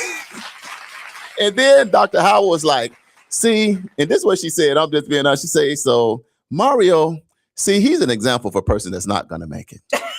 Because how could you be so disrespectful to be on your way to class and because you see a couple pretty girls from LA that you can't come here and sit down? Is that what they do in Texas? So the whole time, half of the class was about Mario. And and then Mario outside doing this. You know, he got this little dance. And then I said, man, Mario, because at this time, I don't know him like I know him. Now I'm like, man, Mario, Dr. Howard, I know Chuck, I was on my way in, baby, but you know what I'm saying? And he said done. So I'm going to leave the story right there. But you can ask Mario, me, and anybody that went to HBCU, the education and your time for life is good because on graduation day, regardless of standing out there while class was going on, regardless of me leaving my pen and pad on graduation day, me and Mario dapped it up together in 2000. Yes. And my first job that I got, Mario said, bro, I'm going back to Funky Town. You know, that's Fort Worth. Yeah, I'm out of here. But he said, man, reach out to Dr. Paretti when you get to Tulsa and get your, but see, that's the HBCU love. You look out for each other. So he gave me the number. I got there, got a job. I looked up Mario, said, man, I'm gonna go ahead and set up shop there too. He ended up in Tulsa and we was here together. So I'm the godfather of his kids. He the godfather of my youngest daughter. And man, it's just been, but see, that's a HBCU. And here's another thing. Where did you go to school? I went to school at NSU. You went to NSU. Shout out to NSU. Can I say that part first? But how often you go back to homecoming? I ain't never been to homecoming. You ain't never been back to homecoming? But I've been to Langston's homecoming. HBCU. That's the thing. I go to Booker T's homecoming. You go to Booker T? Homecoming. Man, I think Booker T and Langston is the same, to be honest. Because when I'm at Langston, it's the same thing. I'm so glad to doom. I went to me Booker T. Boom, boom. Yeah, you know what I'm saying? Yes. But that's the thing. If you didn't even go to a HBCU, go to a HBCU homecoming. And it's a homecoming for real. You might just call it a reunion. And sometimes they'll call it a reunion because it don't matter when you graduate. It don't matter how old you are. You see nothing but love. And I'm so happy. Now, I still go back to the University of Arkansas in Monticello with my frats and turn up a little bit. So I still go back to UAM. But I can tell you now, if I was not a Sigma, I probably would never go back. Right. So I really go back for the blue and white. It's not really about the school. But when you go to a HBCU, you have family for life. You got your blood family, but when you go to a HBCU, it's the same family because you had to get it out the mud together. I done borrowed ramen noodles from Mario. I done borrowed a couple of dollars. I done need to bum a ride. I done his partner. I done had to sleep on his partner couch. This is the kind of stuff. I went to Arkansas. I got back. Mario partner let me sleep on his couch for a month. I just came in. He don't even know me like that. Oh, you Mario partner. I'm like, yeah, man. He said, I got a couch in there. Hey, grab you something to eat. Yeah, man, you good. You know what I mean? That's HBCU. Everybody don't do that. So I had to park there for a little bit. But shout out to the Divine Nine. Mario, part of the Brothers of the A5A. Shout out to Mario. He's in the Divine Nine and HBCU. But we got to move on with the show. Yes. Okay, so we're going to move on to our Black History Did You Know fact. Now, remember, we're still talking about reflection and reset. Right. Okay, so this is the reflection and reset edition. Okay. Let's see just how much you know. It's Black History Trivia with Charles and Damali. So don't forget, now, right now, through the end of February, we are doing the Black History Did You Know fact. Come March 1st, we're going to be doing trivia questions. And you could win some merch. You know, y'all saw the fly t-shirts we got. Got to get your thinking cap on. Yes, get your thinking cap ready. Okay, so did you know that one of the most powerful acts in the civil rights movement began with quiet reflection, not noise? Before she refused to give up her seat in 1955, Rosa Parks had already spent years reflecting, organizing, and preparing as a trained activist with the NAACP. Her decision on the bus wasn't random. It was rooted in strategy, discipline, and clarity. That moment was not just resistance, it was reset. Her action helped spark the Montgomery bus boycott, which lasted 381 days and became a major turning point in America's history. But here's the lesson. Movements don't start with chaos. They start with reflection. They start with someone deciding this system needs a change. Throughout history, Black leaders have used reflection as preparation and reset as strategy.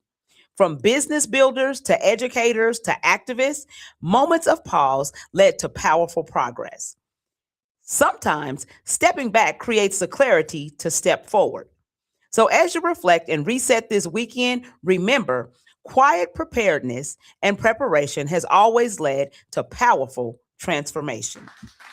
This has been your Black History Did You Know Fact right here on the Community Wake Up with Charles and Damali. Just like that. Damali, it is Black History Month. Now, Yes. we celebrate Black history every day, all day here. Yep. We in Tulsa. We on Greenwood. We don't have no choice. It's the blueprint. Yes. I want to ask people this because it is Black History Month. Who is the most impactful person when you think about Black history that influences you the most personally? Who in Black history has influenced you the most personally? That's question number one. What experience, what exhibit, what museum, what statue, or what have you toured that has also impacted you and maybe your family the most? I'm asking y'all on the live. First, who has influenced you the most in Black history? And then two, what museum, statue, place have you gone that touch you the most as it pertains to Black history? Because this month, if you don't do another time, we're supposed to pause and reflect on our ancestors and the people's shoulders that we stand on. So that's the question. I'm gonna ask me and you too, Damali. What African American has influenced you the most in your life, one, and where have you visited that pertain to Black history that really hit you in your heart? Like, man, I didn't really get it, but now I think I get it. You know what? And it's kind of cliche. I would say Dr. King. Dr. Martin Luther King. And the reason I say that is because Dr. King was actually killed and assassinated 3 days after I was born. So, of course, I didn't get to live through all that. But because I was born on April 1st, for me, it was just kind of a little bit of a correlation, Right. like he's doing all of these things for us. And so I was just kind of curious about him my entire life. But then having gone to Washington, D.C., and seeing his monument. Right. And how, like, I have a picture of me standing at the base of his monument. And I promise you, I look like an ant, you know? Right. And so it reminds me of the fact that, and it looks like he's standing on my shoulders, but in all actuality, we're standing on his shoulder. Right. And so I think that, and then as I did research about Dr. King, I always thought it was very impressive, the fact that he chose nonviolence. Right. But I also found out that Dr. King was a thug too. Oh, he had a little gangster in him? He had a little gangster. You got to get the whole story. But that's not what they tell you in mainstream media. Like, you always see the docile, we shall overcome Dr. King. But Dr. King was like, hey, where's our check? Right. And here's another thing.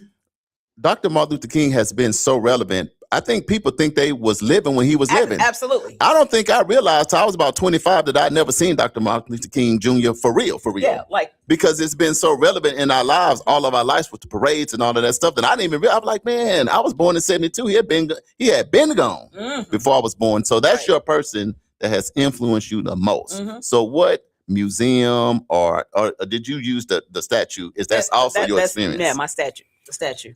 Let me tell you mine. And y'all tell me on the live who has influenced you the most, and then what place have you visited. I'm gonna say, when we say Black history, because it still is here, that has impacted me the most, keeping it 100, is former President Barack Obama. That's a really good one. Former president, and I'm just gonna say the Obamas. Yes. Because behind every great man is a great woman. Because growing up prior to that, you can struggle with, are we less than?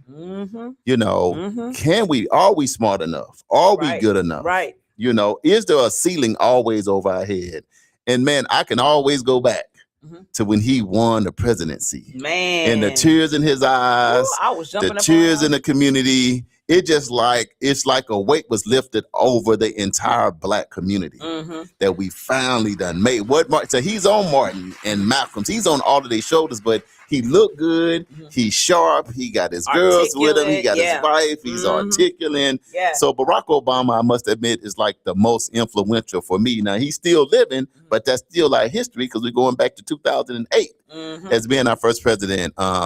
And so he has, man, I look, I'm feeling something now. Yeah. Thinking about, man, I went to bed and I woke up, it's like a dream. And another thing is all the elders was telling me I would never, ever think I would ever see a Black. So what he did for the young, the old, and the seniors, when he was able to walk up there with Michelle and raise them hands, man, and then he had 2 terms. So I'll say that's the person that has impacted me the most in my lifetime. And I'll say number 2, and he's so suave and cool even right now. Yes. But kind of, I think he's still the president anyway. I ain't gonna go there. Don't start. And I'll say the place that impacted me the most is when I went to the hotel where Dr. Martin Luther King Jr. Was assassinated, because I didn't know in Memphis. I didn't really know the story like that.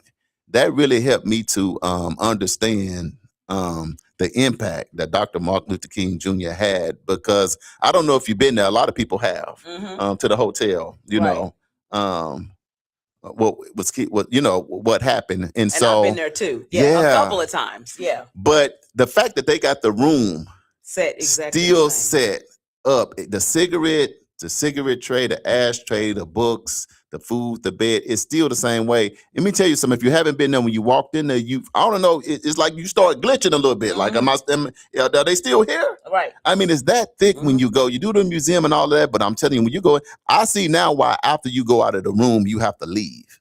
Because it's so heavy when you go in. So me going in there and thinking, man, one of the greatest iconic leaders of our generation, this is where it happens. This is where he was. And this was his last moments before he exited, this world. And he was extremely young, too, like 32. Absolutely. I don't know why I thought Dr. Martin Luther King was about 60 or 70. The brother was like 31, 32 when he was assassinated. So we're going to take it to the live now. What is Black History Month? What African-American have influenced you the most? And what museum or place have you been that has impacted you and maybe your family the most? So AJ says Malcolm X has influenced me the most, and the Lorraine Hotel, what you're talking about, in Memphis, Tennessee, where Dr. King was killed. Let me ask you this: the difference between Martin and Malcolm. When you think about that, what's your lens on that? Well, so we were in the Nation of Islam, coming up, so we listened to a lot of Malcolm's. No, I seen a picture with you. Exactly. Hey, my mama. Hey, and then you do this. My mama said, I'm like, Damali, what's going on? Right. I'm like, your mama said, they said Damali just knock people out. They're like, no, this is just a picture. Damali go up to power to the people. Don't do me. Okay, so but I think that we grew up. Did you grow up thinking it was a division between Malcolm and Martin, thinking they don't like each other, they don't get along, and all of that? How long did it take you to realize that they was actually good friends? Oh, I might have been in my 20s, maybe. Yeah, I might have been in my 20s before I really realized that they were actual friends. You know? But I think that goes back to narrative, and that goes back to why Black media is important, because you got to get the story. They made it seem like everybody was against one another and there was division when that was not necessarily so. Did you pick up a nugget from Malcolm or Martin that you live by today? Just a nugget, just something you heard about him that I heard. I think from Martin was, just treat everybody equal, treat everybody the same. Yeah. You know what I mean? And I think that's what I try to do. It doesn't matter what your disability is, race, none of that matters. I give you the same energy that you give me. Ooh, that's fair. That's fair, y'all. What about y'all? I'll say, and if you got something that you live by that they gave you, I'll say for Martin, I always remember this. In a crowd, if you saw him, you would think you was the only person in the world he was talking to. They said he would be literally around hundreds of thousands of people. But if Dr. Martin Luther King Jr. stopped and talked to you, you would feel like nothing else existed. Like he could quiet all the noise and you would literally feel like it was just you and him. And I've heard that time and time. So I try to think about that. That's why you probably be like, man, Charles, you're a good listener. But I'm thinking about Martin because if I talk to you, I'm not going to answer my phone. Right. I'm not going to be looking all around. I'm going to look at you and let you know that I'm listening. So that's my take. Now from Malcolm, from him, what I got is don't start none, won't be none. And that's about right. From mine, I ain't no killer, but don't push me. Right. So it depends on what you say to me. If I'm Martin, I'm Malcolm. So if you want to talk to me, you got my attention. But you push me. Right. Oh Lord. Yeah. You done probably messed So up. Crash said Harriet Tubman. Oh, That's a good one. Let me tell you something about Harriet. I didn't realize the spiritual thing when she used to break down and have to wait, and they would have to wait for her to wake up. When I watched the movie, did you watch the Harriet Tubman movie? Man, did you know that about her? I did not. Like the ancestors would speak to her so strongly, she could be walking through the woods, the dogs right behind her, they barking, growling, hollering, and she just faint on them. Yeah. And have to wait to hear from the Lord to take off, man. Hey, that's a good one, Crash. So I'm with you. Uncle Brian said Dr. King for me. He said, and I remember just like it was yesterday. And a few months after he died, RFK was assassinated in LA in 1968. 1968 was a turbulent year. My older sister Teresa said, hey, y'all. Hey, what's going on, family? Crash said a lot of my elders said that they thought they would never see the day when you're talking about President Barack Obama, former President Barack Obama. So Cousin Pearlie said Dr. King was and still is my inspiration. You know what? I could not imagine being alive and him getting assassinated. I feel some kind of way and I wasn't even here. Exactly. But just knowing who, to me, the only thing equivalent to that, if something like that would have happened to Barack, you know, I couldn't phantom. And then right behind that, JFK. So at that time, I feel like Black people, can I say that, really felt the evilness of the world. Because here's the thing, man, when somebody take your leader, when somebody takes out the person at the front of the line, Damali, how do you recover from that? Yeah, that's true. You know. Natasha said Dr. Maya Angelou. Ooh. And Natasha, we actually had her grandson on our in the studio one day and talked to him. And it was funny because he said, I never even realized that she was a big deal.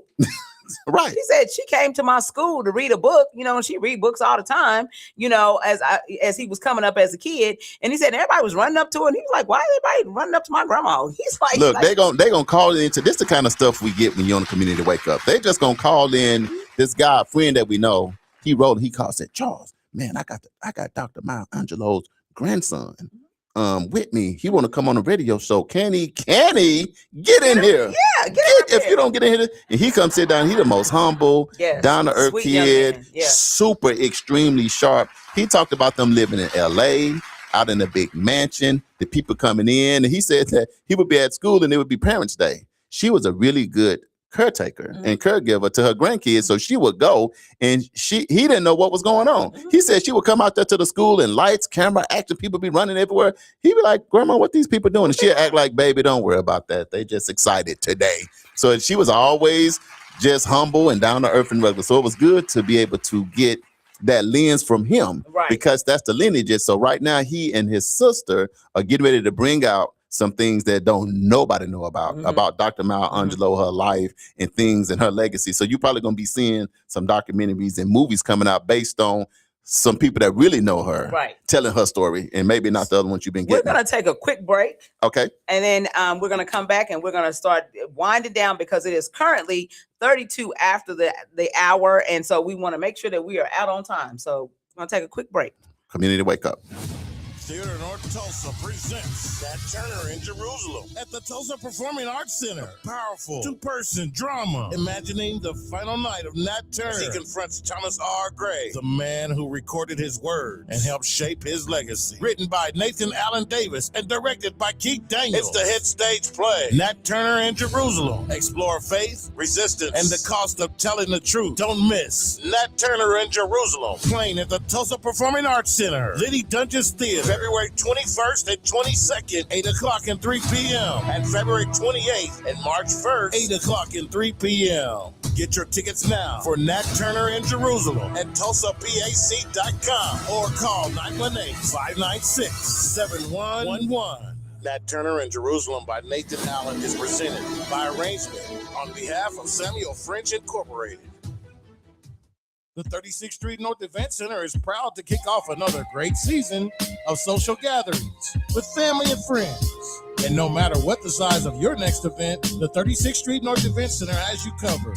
From event decor to live DJs, even catering, and a world-class sound and lighting system, 36th Street North has your event covered. We offer a state-of-the-art event booking and planning process from start to finish. And whether you're hosting 100 or 1,000, 36th Street North Event Center is the premier event center of North Tulsa, located at 1125 East 36th Street North. Share the experience at 36th Street North Event Center and see why we are the #1 choice for upscale events. From weddings to birthdays, corporate functions, holiday parties, and so much more. Visit us today at 36theventcenter.com or call and reserve your spot at 918-200-9046.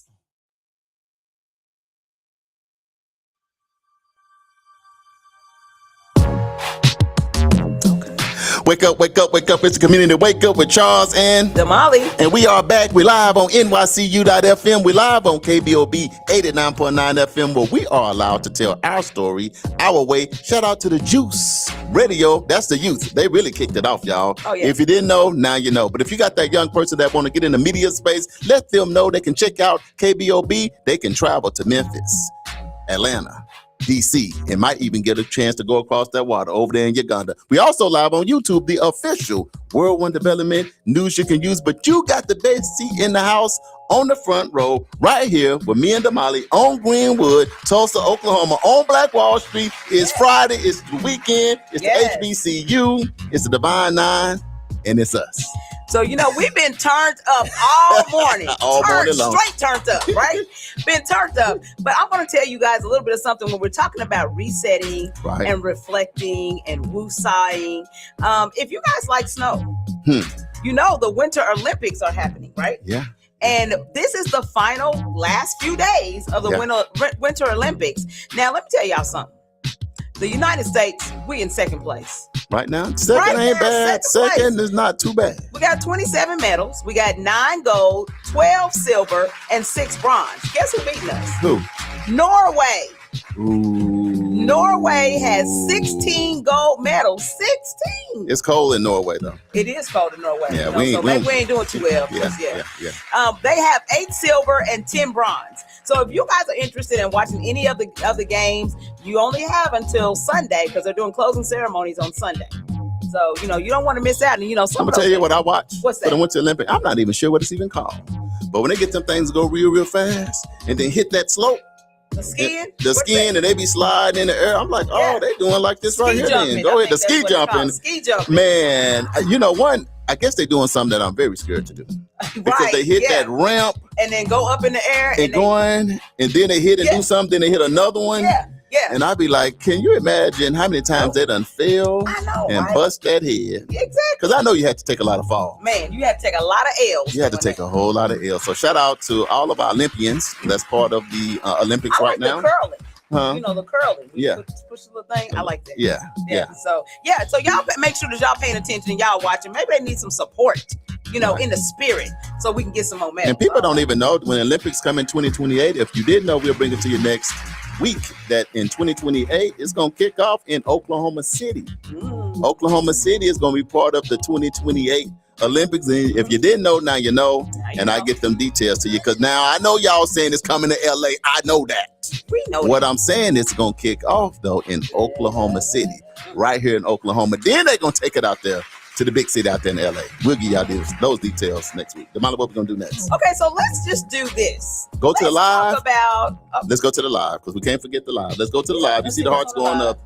Read the last statements real quick and then we'll move on. Let's see. What was the last day? I don't know.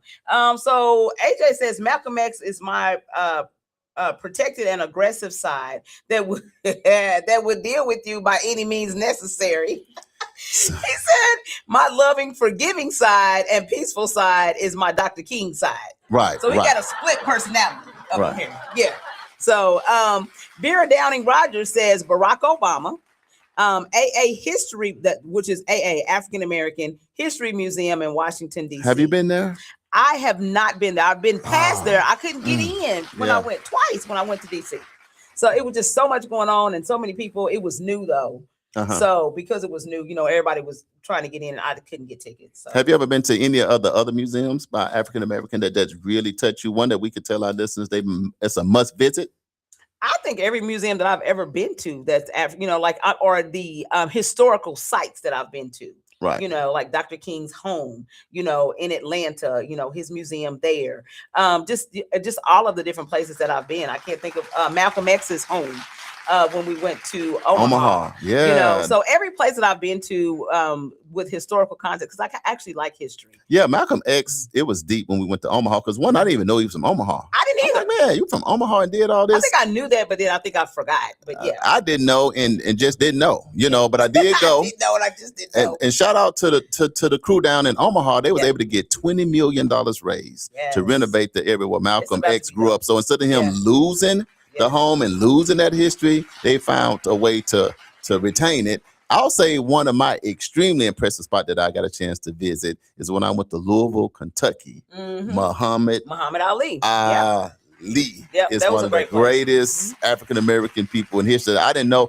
Most people move like a butterfly, sting like a bee. I'm so pretty. We knew about George Foreman and all that. We knew about that. But when you go to his museum, you get into the life and all the things that he gave up with the Cassius Clay before he became Ali and all of that stuff. When you get that history, when you go out there to where he threw his medal and threw it out there in the water, and they still haven't found it. I tried to look for it, to be honest. But anyway, when you go, if you go to Louisville, Kentucky, visit Muhammad Ali museum. It's like 3 levels and it's immaculate. I got my little gear and all that stuff. So we got great history all over the place. So if you have not gotten out to go visit any of these museums doing Black History Month, 1, you're wrong for that. But 2, stay up on top of your history. So, the world moves really fast and reflection slows us down on purpose, right? So I'm going to give you 5 things that you can do to reflect. Okay? Just to slow yourself down. Right. So number 1, you can sit in silence for 5 minutes. No phone, no music, no distractions, just you and your thoughts. Because clarity comes when noise stops. Right. Are you able to do that? I am. Sometimes I do that. My daughter always says I'm weird if she walks in and I'm like having a moment of silence. She's like, Mom, what are you doing? There's no TV on. There's no music. You're weird. She texted me one time and said, Mama's here sitting in the dark. She's been sitting in the dark for hours. No TV is on. She's sitting up straight with her back straight too. I'm like, I don't know. We just was at the event center. We was with the kids today. They said, well, she started about 5 and now it's dark and she just still sitting there. Right. And looking at nothing. Ain't no TV on. Ain't no music on. I just got to get my mind clear. Sometimes people you can do that and not even realize it. Because sometimes I do believe life can be hitting you with so much stuff so fast. The quietness is just good just to be able to just sit and just silence and just get yourself back centered. And every now and again, I'll do that in my car. Most of the time I'm listening to music, and like I said, it depends on my mood. So in the morning it might be gospel, but in the afternoon it might be gangster rap because I done got on my nerves. It just depends. But it just depends. Right. But sometimes I'm just quiet, and just quiet and just driving in my own thoughts and just. So again, top 5 things you can do for reflection. So number 1 was sit in silence for 5 minutes. Okay. Number 2 is write it down. Journal your thoughts. What worked this week? What didn't work? What you learned? Because writing helps you see a pattern, and you can't always hear in your head. Right. So Does that work for you? Sometimes I'm not really a journaler. Like I'm not consistent. I might journal for a week solid, and then I ain't journal for 3 months. I don't know. Do some people? I think some people do better when they write stuff down. Have you ever asked somebody, "Hey, how you spell silence?" They be like, "Oh, S-I." Well, hold on, they got to write it. Let me write it down. Right. Why Black people do that? Like, hold on. Hold on. Can you spell Siamese twin? Hold on, let me write that. Right. Semi. They They looking for that pencil. Yeah, let me get so because sometimes some words when you look at them, be like, that don't even look right. Black people be like, this word don't even look right. But some people do that, Damali. Yeah, you ask them, hey, spell something for me. Give me a pen and a pad. They can't just spell it. Like they gotta write it down. Yeah. So that writing must do something for you. Yeah, it does. What else we can do? Number 3, ask yourself 3 honest questions. What am I proud of? What needs adjustment? And what am I avoiding? Reflection requires honesty, not judgment. And I know sometimes I do that because y'all, sometimes we have so much stuff going on. Yeah. I'll pick the easy things to do. Okay, I can do this. Like I got 15 things on my list. I'm like, I'm gonna go do all the easy stuff because I don't want to take the time. I'm trying to avoid the hard stuff because it's gonna take too long. You know what I do? I'd be like, let's go to lunch. I mean, you know what? I ain't got time for all this. At this point, y'all throwing too much stuff at me. Let's just go to lunch. Charles, forget it. We just got back. Shut up. I didn't ask you that. Let's just go to lunch. I know it's 3:00 because food makes life better. Right. For me. In your world. In my world. Right. Okay. Number 4, revisit your why. Why are you doing what you're doing? Does your schedule match your purpose? Reflection realigns actions with intention. Yeah. Okay. And the 5th one, practice gratitude. List 3 things that you're thankful for. Gratitude shifts your perception from lack to abundance. Yeah, I think that helps when you fussing at your kids real bad. Then somebody come in and say, man, I wish I could have a kid. Or I wish I had some parents. I wish I had some parents. Yeah. I can't, this job, I hate you. Some of them bills come in. Lord, thank you for this work. Because I can pay my bills. So gratitude, I think that's been a big word I've been hearing from young and old is gratitude. Yeah. What you think about gratitude? No, I think you need to realize that there are a lot of people who are in worse positions than you are. So sometimes what you think is bad, like you might be complaining about the cost of gas. Well, guess what? There are some people who walking, they ain't even got a car to put gas in. Right. So you should be thankful and grateful because you have a car. My gratitude is just me really understanding nobody has to be nice to you. Nobody has to think about you. Nobody has to do nothing. So anything somebody does for you, you got to be grateful for those things. And you can't just be expecting, thinking, because some people are like that. Oh, man, I thought you was going to grab me something to eat. Why would you think that? Why would you think that? Yeah. Why would I buy? You know what I mean? Yeah. So somebody bring you something, you got to be like, oh man. Or have you gave somebody something and they be like, oh well, why come you didn't give me this kind? Hey, you better be. See, that's where the gratitude come in. Now, hold on. Now I got a steak. I did get you a McDonald's burger. My bad. But the way my account was set up, so I thought about you because some people do that. At least I brought you something. I know. You worked them jobs when you were a kid. Yeah. Then your boss come back with a steak and potatoes and cheesecake and a salad and all of that. And they be like, there go your Popeyes. Right. But like the way you working, you don't get a chance to get to stay. You know how some people do that? Your mom and them used to go and their food and your food was different. Adult meal. These are the adult meals. Y'all eating hot dogs. They bring this in and then they bring you out a hot dog on a piece of white bread, with a pack of mustard and a bag of Ruffled chips. Right. Yeah, and one of them devil squares. That's your meal. All right, we're gonna get back to the business. Don't get distracted. Okay, because we got about 14 minutes to get through the rest of our stuff. So we're gonna go to the small business spotlight. Yes. Today's small business spotlight is about style, culture, and legacy.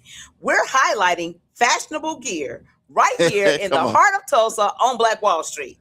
So today we're going to shine the light on fashionable gear, which is owned by Derek Howard. He was actually on yesterday. He was on yesterday. The deal? It's like when we talk about a business, then they ain't even on the live yet. I don't know what happened. They might be a secret listener. We got hundreds. We got a lot of secret listeners. Why come you ain't on? Okay, but here we go. So he's located at 10 North Greenwood Avenue, Suite 101, right here in Tulsa, Oklahoma, right on in the heart of Black Wall Street. Can I add this before you say the address? When everybody's asking about where y'all getting all this bum Black Wall Street gear, where you get this hoodie from, where you get that jersey from, where 9 times out of 10 on Black Wall Street in Greenwood, you need to know where to go to get your stuff because people come in and be like, where I go get my gear before I leave? Where I go get my souvenirs? Where I go get all of this? This where you're supposed to go. That's why we're sharing this information. So write this down so that you and your family know where to go. When you come to Greenwood and you can't catch up with me and Damali, you still know where to go to get your gear. Exactly. So it's fashionable gear. Say it again.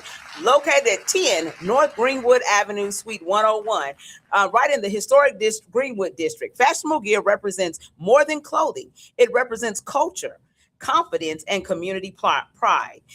This is fashion with a purpose. I'm getting all confused.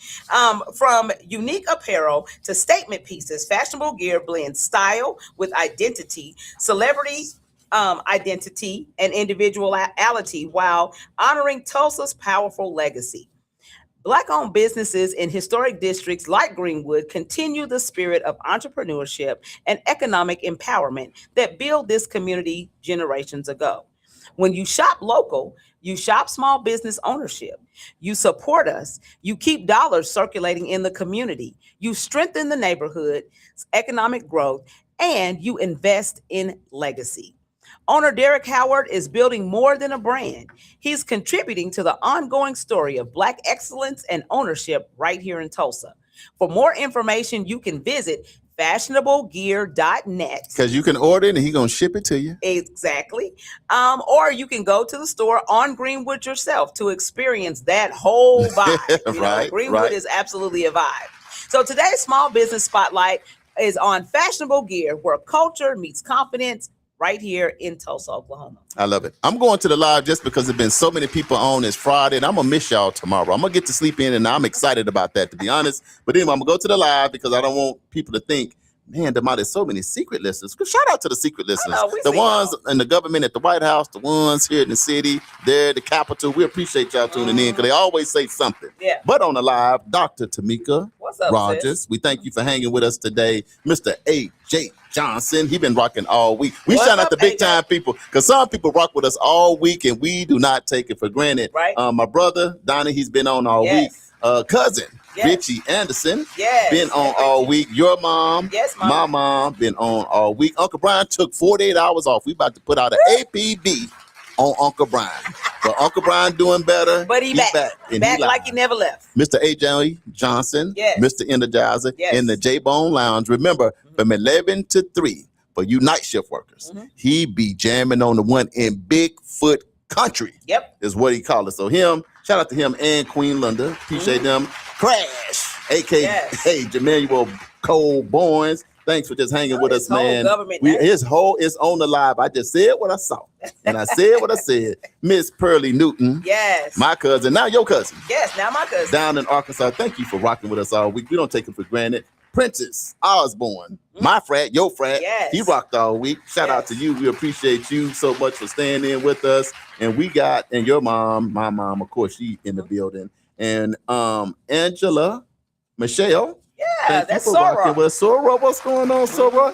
Elliot Laus Jr. Frat. What's going on, Fred? We did the whole Divine 9 HBCU showdown, man. We missed you, but thanks for tuning in. Marquise Dennis Yes. What's said up? over there What's up, Bert? at Legacy, Yes. you know, working with those men, man. Marquise do a great job, man. Yeah, he Marquise, does. love you, bro. Appreciate you. Natasha Mitchell is a faithful listener. We Yes, appreciate Natasha. you. What's up, sis? Darlene Winston been Yes. working. And she the one got the CBD. Yeah, she got Yes. the oil. Now she's supposed to be she wanna bringing. know where to bring that. She asked us on the Well, we line. finna tell you right now. Right now. Bring it to the 36th Street North Event Center. The address is 1125 East 36th Street North. The zip code is 74106. Just in case y'all want to mail us something. Right. Again, 36th Street North Event Center. The address is 1125 East 36th Street North, Tulsa, Oklahoma, 74106. We thank you in advance. Also live in studio with us is Miss Verna down in Rogers from Bartersville. My cousin, she's a history buff. Yes, we got to she get is. together. She said we family. She following the Harpers and all in the deal works. We're going to see what's going on with that. Guess who else is on? Who's that? Ashley Grant.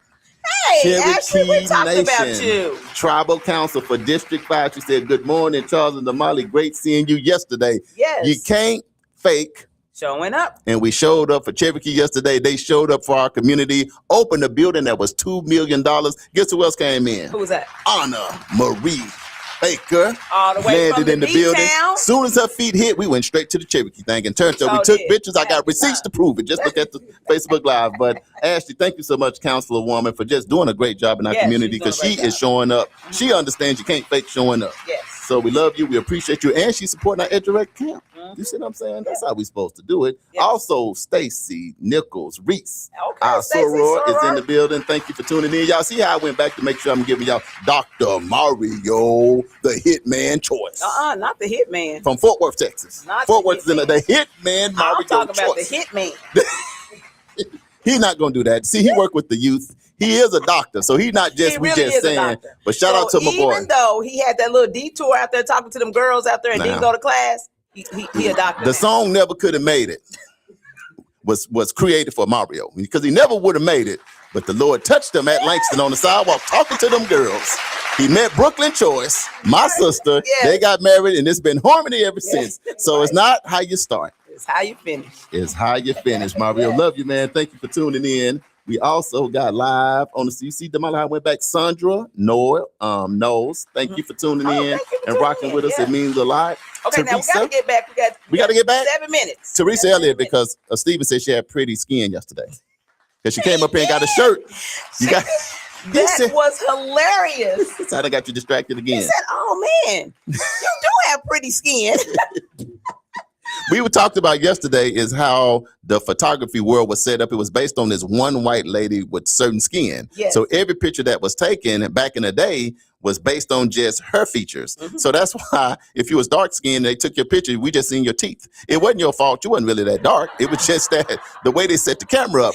So finally with AI and today's, that's why you see the beauty of all different shades, you know, not just based on that. So now you can see that beauty. And we were talking about how beautiful Teresa's facial features and her skin is. Yeah. So our producer of the show, we saw her yesterday, she came to get a shirt. Shout out to everybody that got a shirt. Yeah. Teresa came in and Steven was like, your skin is beautiful with those super white diamond teeth. I said, hold on, Steven, you're going too far, brother. She'll kill. I told you, she love people, but she'll fight. Right. But anyway, we're going to get back focused. We got about 6 minutes. My bad, Damali. I done got all off.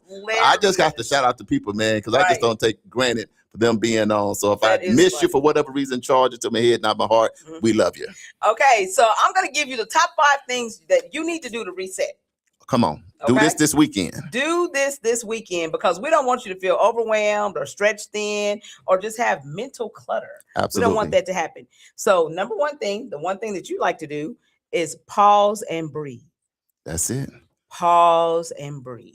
I like that. Breathe. Before you change anything external, you got to calm what's internal. So take 3 slow breaths. Don't do it because you exaggerate. I might go to sleep too. It's Friday. Look at They say deep inhale and slow exhale. You can't think clearly if you don't breathe clearly. Can I add this? Okay. It's gonna be quick. I tell my daughter, I tell my friends that gets that anxiety because you got to go on stage. If you're a pastor, you got to go preach. You know, you're just in that position where you got to go up. I just tell people if you can't do nothing else, because if you're not breathing, you can't think. When you cut off your oxygen, you can't think at all. That's why people get up there and go, they just run off stage. So I always tell my daughter, take a deep breath and smile.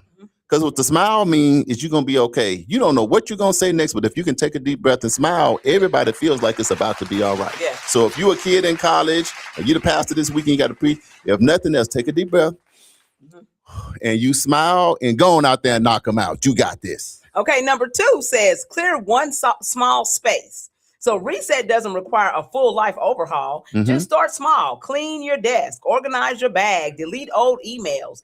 Physical and clarity creates mental clarity. So right? start out with just clearing off that nightstand by your bed. How about that part? You know the nightstand can get cluttered. Yeah, everybody- All that change. Don't and be a business pastor. cards Pastor, and- they got, man, when the Lord called me, I got a book right. I got to write it Right. down. You got juice, got some Kool-Aid, you got a sandwich right there. You survive. So just clean off that nightstand. Right. If you ain't got time Just to do start nothing. there. Start there. All right, number 3, disconnect to reconnect. Put the phone down even for 30 minutes. Step outside, listen to music, pray, journal. Noise clouds perspective. Right. Silence sharpens it. Right. Okay. Number 4, move your body. Hey, Get up and get some Move. movement Get up going on. and do Yeah. something. So it says a reset can be physical. Walk, stretch, dance, release tension stored in your muscles. Movement shifts your mood. And then lastly, refocus your intention. Ask yourself, what actually matters today? What is urgent? And what is just too loud? Resetting means realigning with purpose. So that is we got a couple birthdays. We only got 3 minutes. Let's get to the birthdays. Okay. So first of all, on Monday, we're going to talk about legacy builders.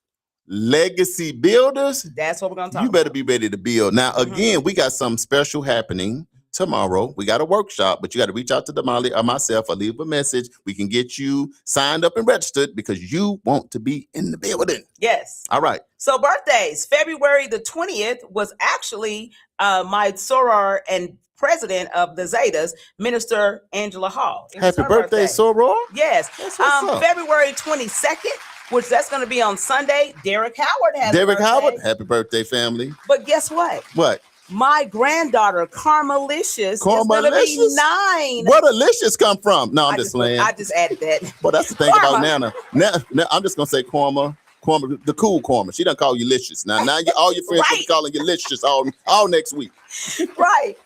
February 23rd, Long, our mechanic, he has a birthday. Happy birthday, Long. As well as Marv Smith over at Retro. Retro, man, I got to get through that. birthday. I got to get there and get some of that fish and chicken. And Exactly. turn up with my boy. Happy birthday, Marv. February 24th, we got Royce Anderson and Sarah Purley are having birthdays. Those are some of our church Man, kids. I ain't seen Royce in a minute. He probably a doctor, a lawyer, and a businessman, and a pilot.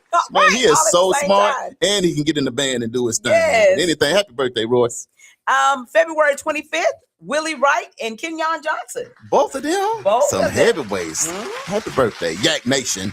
So, And- Nah, I just want to say Yak Nation. I just like saying Yak Nation.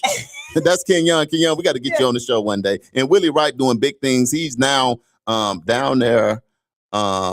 Which school is he with? He played in the NFL. And he was a volunteer for Edgerec for many, many years. Shout out to Willie Wright. Happy birthday, bro. Went to TU. Okay, so we want to remind you guys to keep voting for Black Wall Street Rally now through March 2nd. I have actually posted the link on our social media page. Just go there, click the link, boom, you're right in there, and vote on all of your devices. Every device that you have, vote on that. Every day. Every single day. Remember to like our page, share the show with 5 people, and ask them to like our page as well. But most importantly, tune in on Monday. So if you would like to advertise your business or events, go on our show, go to nycu.fm and submit an inquiry. We'll give you a call back. And don't forget, the views, thoughts, and opinions expressed on this program belong to him and me and our guests, and not necessarily to this station, affiliate, organization, committee, or other group or individual associated with NYCU.FM or KBOB 89.9 FM. This has been the Community Wake Up. I'm your boy, Charles Harper. And I'm Damali Wilson. We're going to see you on Monday. Love y'all. Kisses and all that stuff. And me and you. And all that stuff that we're going to do all that. We're going to see. Love y'all. We're going to see y'all next week. Yes. Have a good week.